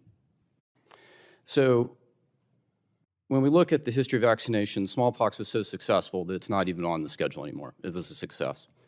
Then followed vaccinations to bacterial toxoids. That's the DTP vaccines. And then there was vaccination to viruses, MMR. And you talk about polio. That was a great fear in my mother's time. And we know, and I haven't seen these cases. I've seen maybe 2 cases of pertussis in my career, and I read about measles. I've never seen it. I wouldn't recognize these things. So we know from experience it's successful. What we're missing, though, and this is not taught in medical school, is there's a cost to this success. There's a cost to manufacturing the medicine and the research. There's a cost to administer it. And there's the hidden cost of injuries, and we do not know what that is. It is not studied. It's not taught. Senator Johnson, does that answer your question? Sort of. Okay. Sort of. Well, I want to be clear, too, and I'm not vaccine injured. I'm injured by an mRNA therapeutic. I was very careful in my testimony to use the word shot. So while I have you, because again, I was warned early on because I was talking to people highly skeptical of the mRNA. Mm-hmm. One doctor beside himself, understanding what his colleagues were going to do, inject something into the human body that would turn the human cell into a manufacturing site for something that's toxic to its body. It's like, gee, what could go wrong? Yes. Encapsulated in a lipid nanoparticle designed to permeate difficult to permeate barriers like the blood-brain, like the placenta. You knew it wasn't. They knew it wouldn't. They knew it didn't stay in the arm, and yet they lied to us. Oh, they lied to us. That was not told at the time. So again, I would say that a doctor telling Ms. Tommy that a seizure after a vaccination is perfectly normal. No, it isn't. That's a lie. Yes. I mean, it's a jaw-dropping lie. But talk about the spike protein, because what we're hearing now is what I'm seeing is everybody, it's all being blamed on long COVID. The brain fog, it's all about long COVID. No, once again, complete state of denial. Well, the nasty part of the coronavirus is the spike protein. Yes. That is the antigen that the mRNA injection caused the body to produce. Yes, it's a biologically active duh. molecule. So maybe it's the vaccine that's causing the brain fog, the neurological injuries, and the death, and the strokes, and I can't remember what it's called, the lining inside your your blood vessels. I mean, that's, I think, your problem, right? Vasculitis, yes. Yeah. Inflammation of vessels. So talk a little bit about what you found out now that you've done your research in terms of the spike protein. And when you've got, at least in the virus, it hopefully would clear, but with the mRNA, it's not real mRNA, it's modified. It's modified to not be destroyed by the body, to keep circulating. Now we have studies that the mRNA, that modified mRNA, it's circulating the body for months. We haven't done that in much studies to find out how long, but we're finding it in tumors, we're finding it in other autopsy body parts, that type of thing. Can you just talk about that, and then we'll turn it back over to Senator Blumenthal. You're correct. There are many ways to lose with this new mRNA technology. There are problems with lipid nanoparticle. There is a separate set of problems with synthetic mRNA. It persists in some people 700 days and counting now. There will always be a problem when you load the instructions to make a protein, in that it will present on the surface of the cell and will become a setup for autoimmune disorders. Separate from that, spike protein in and of itself is biologically active. And to understand what happened to my injury, I found researchers who had predicted this was going to happen. It causes cells to grow and divide when they should not. It was published in December 2020, although not widely known, that was causing damage to placenta and to lung. I was probably one of the very few doctors that knew that that shot did not stay in the arm, and I don't even know how I found that information, but I would say that was virtually unknown, and later I found this out to be true. I only found out spike protein was toxic later when I met the researchers, and I asked, how did you think to research that? Because they knew in 2005 with SARS-1 that spike protein alone, without the virus, would be enough to harm an animal. Later, in the research of the original novel bat human coronavirus, this is the 2015 research at UNC with Dr. Ralph Barrick, NIH, and Wuhan Labs. That was the gain of function research, and so they had a SARS virus that became more lethal, more transmissible. They attempted to do a vaccine for that trial. That was a traditional vaccine, not mRNA. They had vaccine-induced harm and lethality in the animals, and in the pathology slides of those animals, this is mice, you can see the same vascular lung damage that we're seeing today with SARS-2. So they knew all of this. They Yes. knew this. Yes. They knew this. Yes. And This if was they knowable. lied to us, they rolled this out, billions were made, they called it safe and effective, they mandated it, and they knew this. That is correct, Senator. Senator Blumenthal. Thank you. In closing, I just want to say I appreciate all the witnesses being here today. My opening statement, I think, still stands. Vaccines for smallpox, polio, measles, whooping cough have all saved lives, and they've been proven safe and effective. If you have criticisms of the clinical trials or the studies, I'd be interested in hearing or seeing them, but the people of America should know that the safe and effective standard of the FDA means something, and that the perils of failing to help your children and protect them with these vaccines can be very great. Just in defense of doctors, I don't think I need to defend them, but according to the American Academy of Pediatrics, most doctors lose money on administering vaccines. They do it because they believe it has public health benefits. That's what the American Pediatric Academy says. I hope that we can work together on measures that will prevent misrepresentation in any sort of ads. And the ads that appear for a lot of pharmaceutical drugs, I think encouraging people to use drugs that may not be appropriate for them certainly ought to be scrutinized, and we ought to take action, and I'd be interested in joining the chairman in exploring that issue. And I invite him as well to join me in other kinds of reform measures applied to big pharma. As a senator, I've sponsored at least half a dozen bills to stop pharmaceutical drug companies from putting profits over people, including the Smart Prices Act, to expand Medicare negotiations, the Prescription Drug Relief Act, and Lower Drug Costs for Families Act. I was the first Attorney General to take action against Purdue Pharma, even though that company is headquartered in Stamford, Connecticut. We were the first. Unfortunately, the FDA failed to take the kind of action it should have taken.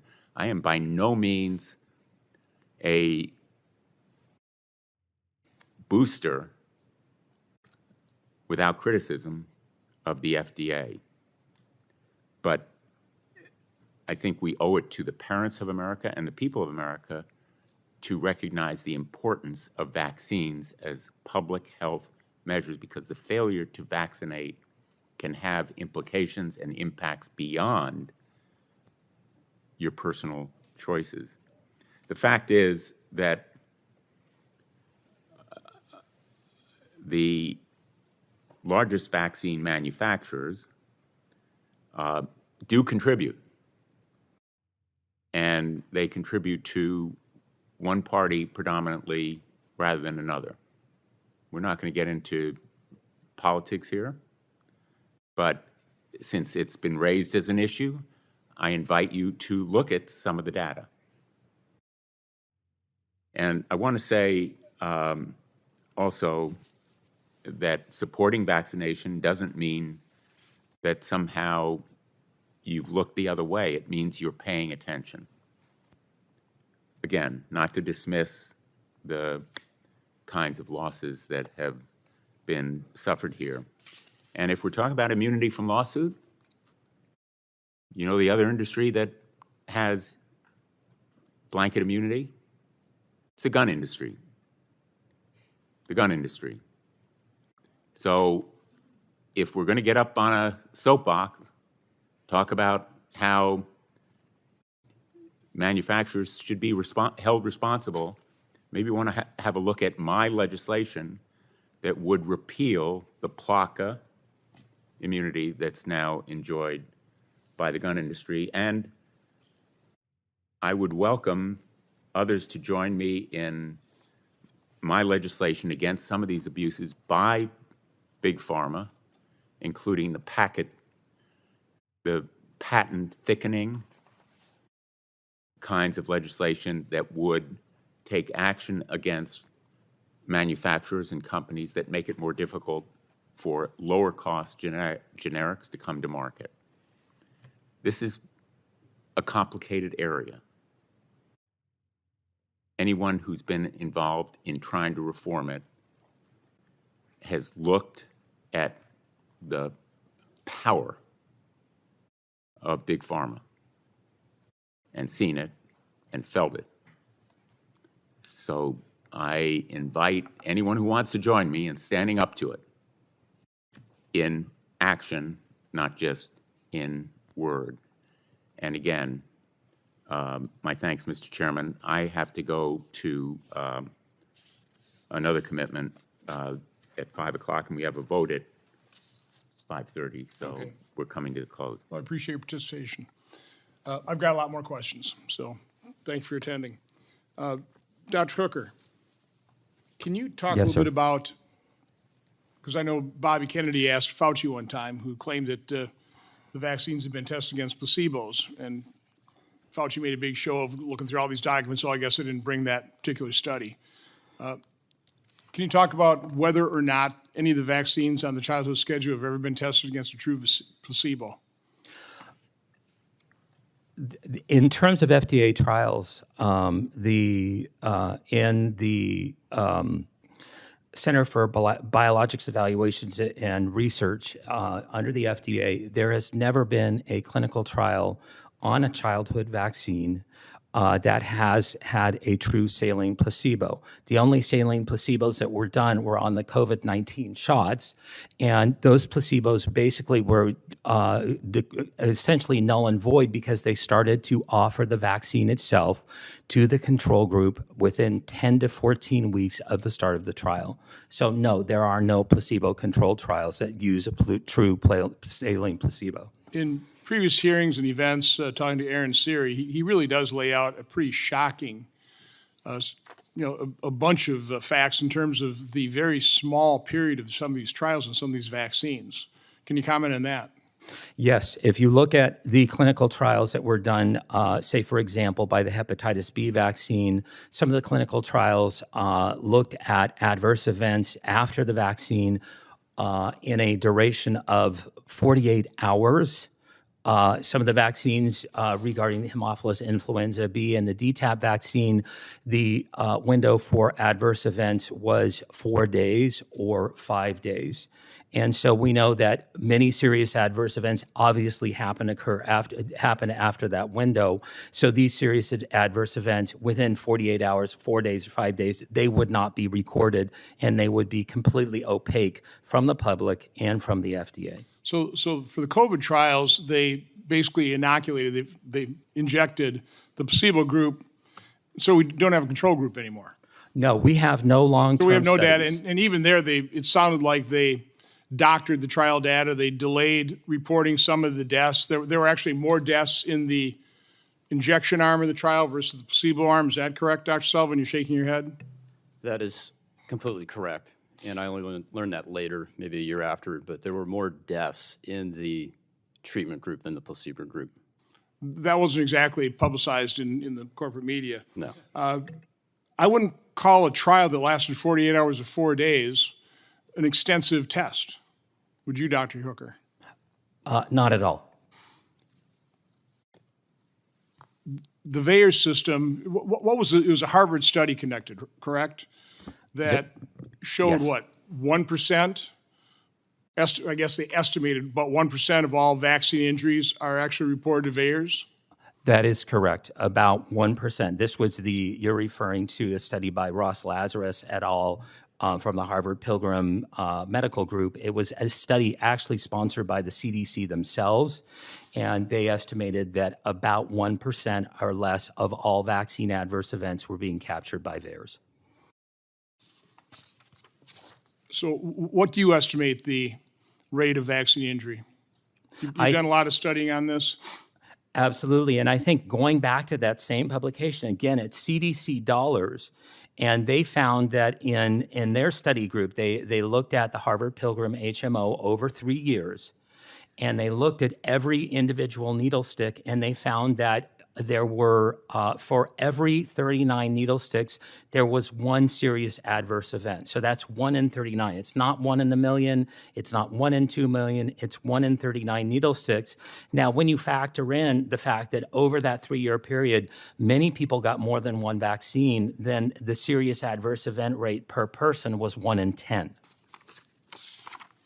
So I would re-recommend the Substack from Toby Rogers titled Mapping the Entire Field of Autism Causation Studies in One Article.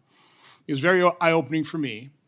I know this is the most toxic subject, autism and vaccines. But it's true. I mean, when I was growing up, I'm 70 years old now, I'd never even heard the word autism. And I know you can probably doctor statistics, you can kind of doctor charts. I'm actually pretty good at charts.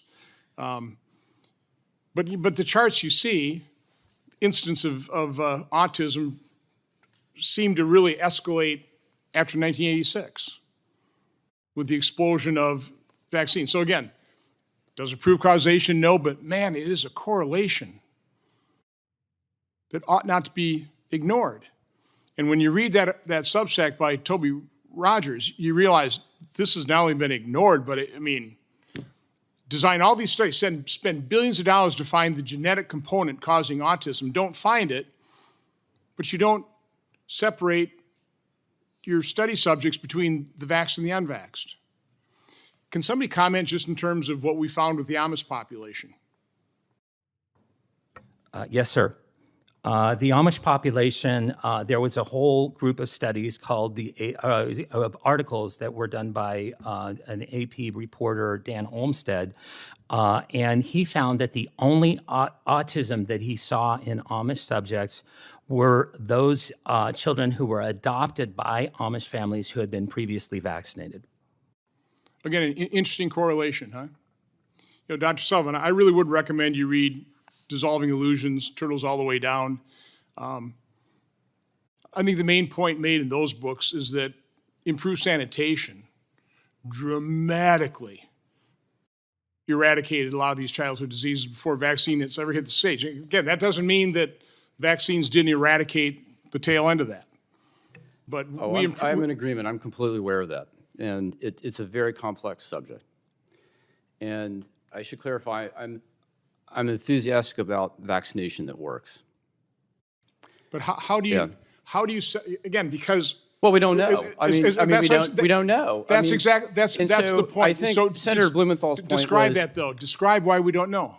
So I think to back up, we're referring to there's a social benefit to vaccination. It's hard to define. It's the herd immunity. We all benefit from less disease in society.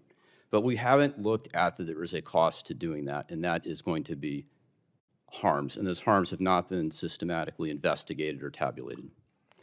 So that's the first point. And then, as I would say that success has led to excess, and so the low-hanging fruit, the success has been in the older diseases. And then with influenza, I think it's an excellent topic where there are other ways to treat influenza. You can treat it with antivirals. And what is worrisome to me is that the flu vaccine, at best, was 60% effective. We've been trying this since the 1930s. What does that mean, 60% effective? There are 1 or 2% of the population gets serious flu once a year, or that's about it. A 60% effectiveness implies you have to give about 70 shots to prevent one flu case. And we look at it in medical populations. It doesn't save hospitalizations or days off from work. Worrisomely, is each year that effectiveness seems to be decreasing. It was down to 20%, and last year it became negative. There was negative efficacy of 27% with the flu shot, implying that perhaps 1 in 4 cases were actually caused by the intervention. And we all want to prevent deaths from flu. I've had the flu. I will do a lot to avoid it, but there are other ways to do this. So I got sucked into this whole conversation as Chairman of Homeland Security when during COVID, I was holding hearings on early treatment. We didn't have a vaccine then. Again, I was hearing about what they were talking about, and it kind of concerned me. So, why aren't we exploring all these existing drugs, generic, they're cheap, they've been proven, pretty safe. Again, no drug is totally safe, and we completely blew it off. So again, I personally, I would like to see the medical establishment, I'd like to see our federal health agencies devote a lot of time and effort into treating disease as opposed to funneling all this money into, again, the almost religious belief in the efficacy of vaccines. I will enter in the record, because I had my staff check it out. For the last 20 years, the average efficacy of the flu vaccine is 40%. That sounds correct. I didn't see the negative efficacy, but I did that's see... from a Cleveland Clinic last year. That's a study on 50,000 of their employees. That may be a preprint study, but that is worrisome for this coming flu season. I mean, we did see studies that negative efficacy for the COVID injection as well. Yes, we did. All that kind of information was did. Dismissed.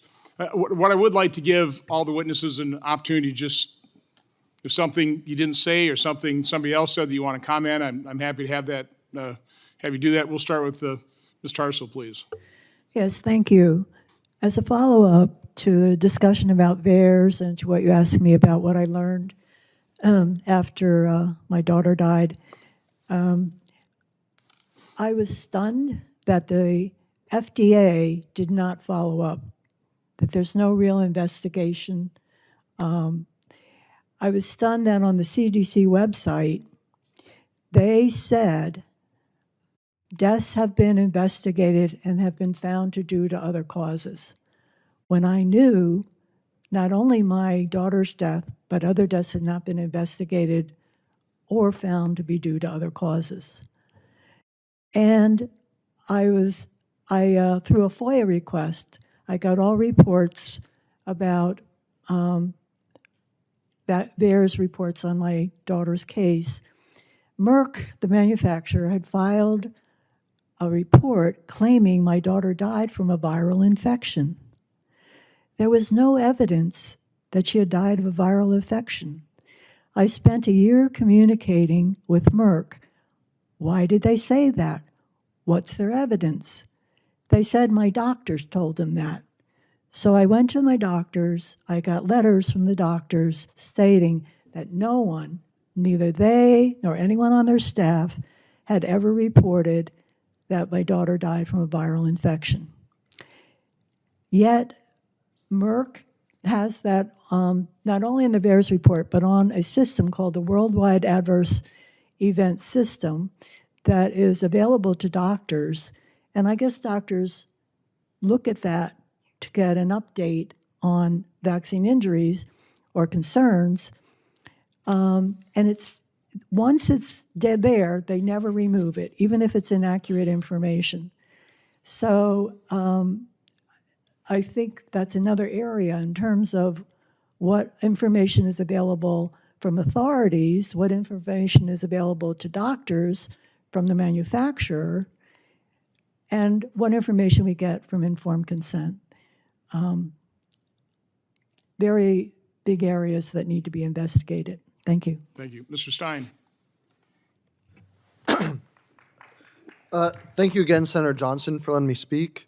I wanted to thank everybody again who's at this table sharing their experiences. I know it's really tough to do, and I don't want anything that no loss should ever happen, and it's a very sad thing. And I feel for you guys. I feel for everybody at this table who has suffered that.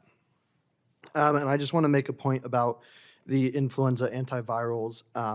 We know that antivirals need to be prescribed very quickly once people are diagnosed with flu, and that oftentimes antivirals are not effective after the first 24 hours that people feel symptoms. So, we have to think about the fact that, yes, we want to be able to treat and make sure everybody is healthy, but we also have to think about the logistics of this as well, in addition to just saying, it's easy to say, well, everybody should be able to get treated and everybody should be fine afterwards, but we have to think about the logistics and the reality that is not all antivirals are going to be super effective, and not all flu treatment and all vaccine preventable disease treatments are going to be 100% effective all the time. Understand. That's why I want to put more effort into researching for treatment. Dr. Hooker. Thank you, Senator Johnson. As a parent of a vaccine-injured child, I've been to D.C. many, many times. I cannot travel with a vaccine-injured son to the extent that obviously it needs to happen. I am competing against a pharmaceutical lobby of 1,600 lobbyists. That's 3 lobbyists for each member of Congress, and millions of dollars that are being exchanged into campaign coffers, into C4s. This is insane. It cannot continue on. And the individuals, I'm so thankful for you. I'm so thankful for being recognized as a parent of a vaccine-injured child who spends anywhere from $25,000 to $50,000 a year out of pocket, unreimbursable medical for having this particular voice. But really, one of the things that has always been very, very difficult and very, very discouraging is coming up against the big pharma lobby, which is almost 3 times bigger than the next biggest competitor. No, you're outgunned. And again, I was actually very pleased to hear Senator Blumenthal with an open mind toward what we need to do with that compensation fund for both normal vaccines as well as the COVID injection fund is a joke. I mean, it's awful. And, absolutely. Okay. Dr. Sullivan. 2 points with VAERS, and I know you like charts. If we were to go to 2019 and I were to show you a chart of the adverse event reports to VAERS, there were about 20,000 reports for all vaccines, including flu vaccines. In 2021, 2022, if I made that chart a foot high so you could see it from there. We had it in the last hearing. Oh, did you? Yeah. It would go 50 feet high. I mean, it literally went from 20,000 to over 1 million. The other key point about VAERS, and we've talked about the underreporting factor of at least 40, maybe 100, we don't know for sure. It is reactive, no, it's not proactive, and it absolutely will not catch a novel complication. I cannot state that strongly enough. It will miss any novel complications. We have a novel gene therapy, a novel therapeutic, a novel virus, and we have novel complications. Thank you. Just a quick comment. I think part of the problem it doesn't catch these things is they don't want to find them. Okay? They don't want to know the truth. I mean, that's a real problem. Ms. Tommy. First of all, thank you again for today and listening to us. I just want to reiterate the paediatricians being paid to, or getting bonuses, certainly for vaccinating our children. They are our first line as we go in with our precious babies. And many of these young parents, they look at them for the research. When it says do your own research, that's where they go. So if you want Children's Health Events to do some more research on that to get you the truth about the bonuses, we really need to look into that, because that's, again, is what I think is killing a lot of these babies and children, is the pediatricians and their advice, their lies. Well, to me, that's just a huge conflict of interest. Exactly. It just is. Ms. Murata. Again, thank you for having me here today. And again, I'm very deeply moved by the other stories here, my fellow witnesses. Number one, as a parent, one of my goals since losing my son Joseph is to empower people with information. I'm not here to debate the science. The science is clear. Do these rare events happen? Absolutely. And there are folks here beside me sharing their experiences. And again, do not want to diminish those. But I think we have to really focus on the safety. And I've heard VAERS mentioned a couple times today. I just want to remind folks that there are other parts of the U.S. safety monitoring system, like the Vaccine Safety Data Link, CISA. VAERS is not the only part of that safety monitoring system. And I did want to just round back on the flu vaccine effectiveness. When Dr. Sullivan quotes upwards of 60%, it's really important to understand what that measurement endpoint is. And when we talk about 40 to 60%, it means against medically attended illness. If we would like to look at other endpoints, and that's really what flu vaccination is about, it's really good at preventing severe outcomes like hospitalization, disability, and death. And if we look at the figures for the 24-25 season, the preliminary vaccine effectiveness, and these are interim numbers, the final ones will come out from CDC in September, 63 to 78% effective in kids against hospitalization. So I think it's also important as a scientist that I point out that when we are talking about statistics and numbers, that we put those into context, and there are different measurement endpoints when it comes to vaccine effectiveness. So again, I'm a mom. That's why I'm here today. I'm trying to prevent what happened to me from happening to other people, but I certainly appreciate, and I also am very moved to hear you and Senator Blumenthal talking about collaborating on VICP at Vaccinate Your Family. We definitely think there can be improvements as well. We put out a State of the Immune report earlier this year that has some specific things that Congress can do. So I'm very excited to see that conversation moving forward. And again, thank you for your time and having me here today. Thank you. Thank you for your testimony. Next, we'll go to Ms. Cordingley. Thank you. Yes, I appreciate the opportunity to be here. To speak for all of those that didn't have the chance to. I feel that we have a lot of growth. We are all here as parents. We want what is best for our children. We want to keep them safe. We want to keep them healthy. I think we can all agree on that is our utmost priority here. The problem that lies is we have too many conflicts of interests. We have the pharmaceutical companies in the medical schools. Their roots are dug deep. And when you have the pharmaceutical companies that are selling the drugs, also teaching the doctors what needs to happen, you're having a broken system. You're having these doctors that are coming out of medical school, just like Dr. Sullivan said, where all you learned about vaccines was to memorize the schedule. You didn't learn about how to recognize the illnesses, and that's part of the problem. If we have something that is trying to prevent these illnesses, there's no 100%. These illnesses are still going to be around. Why are these doctors not being taught how to recognize these illnesses and a proper treatment protocol to help prevent any kind of adverse effects from those illnesses?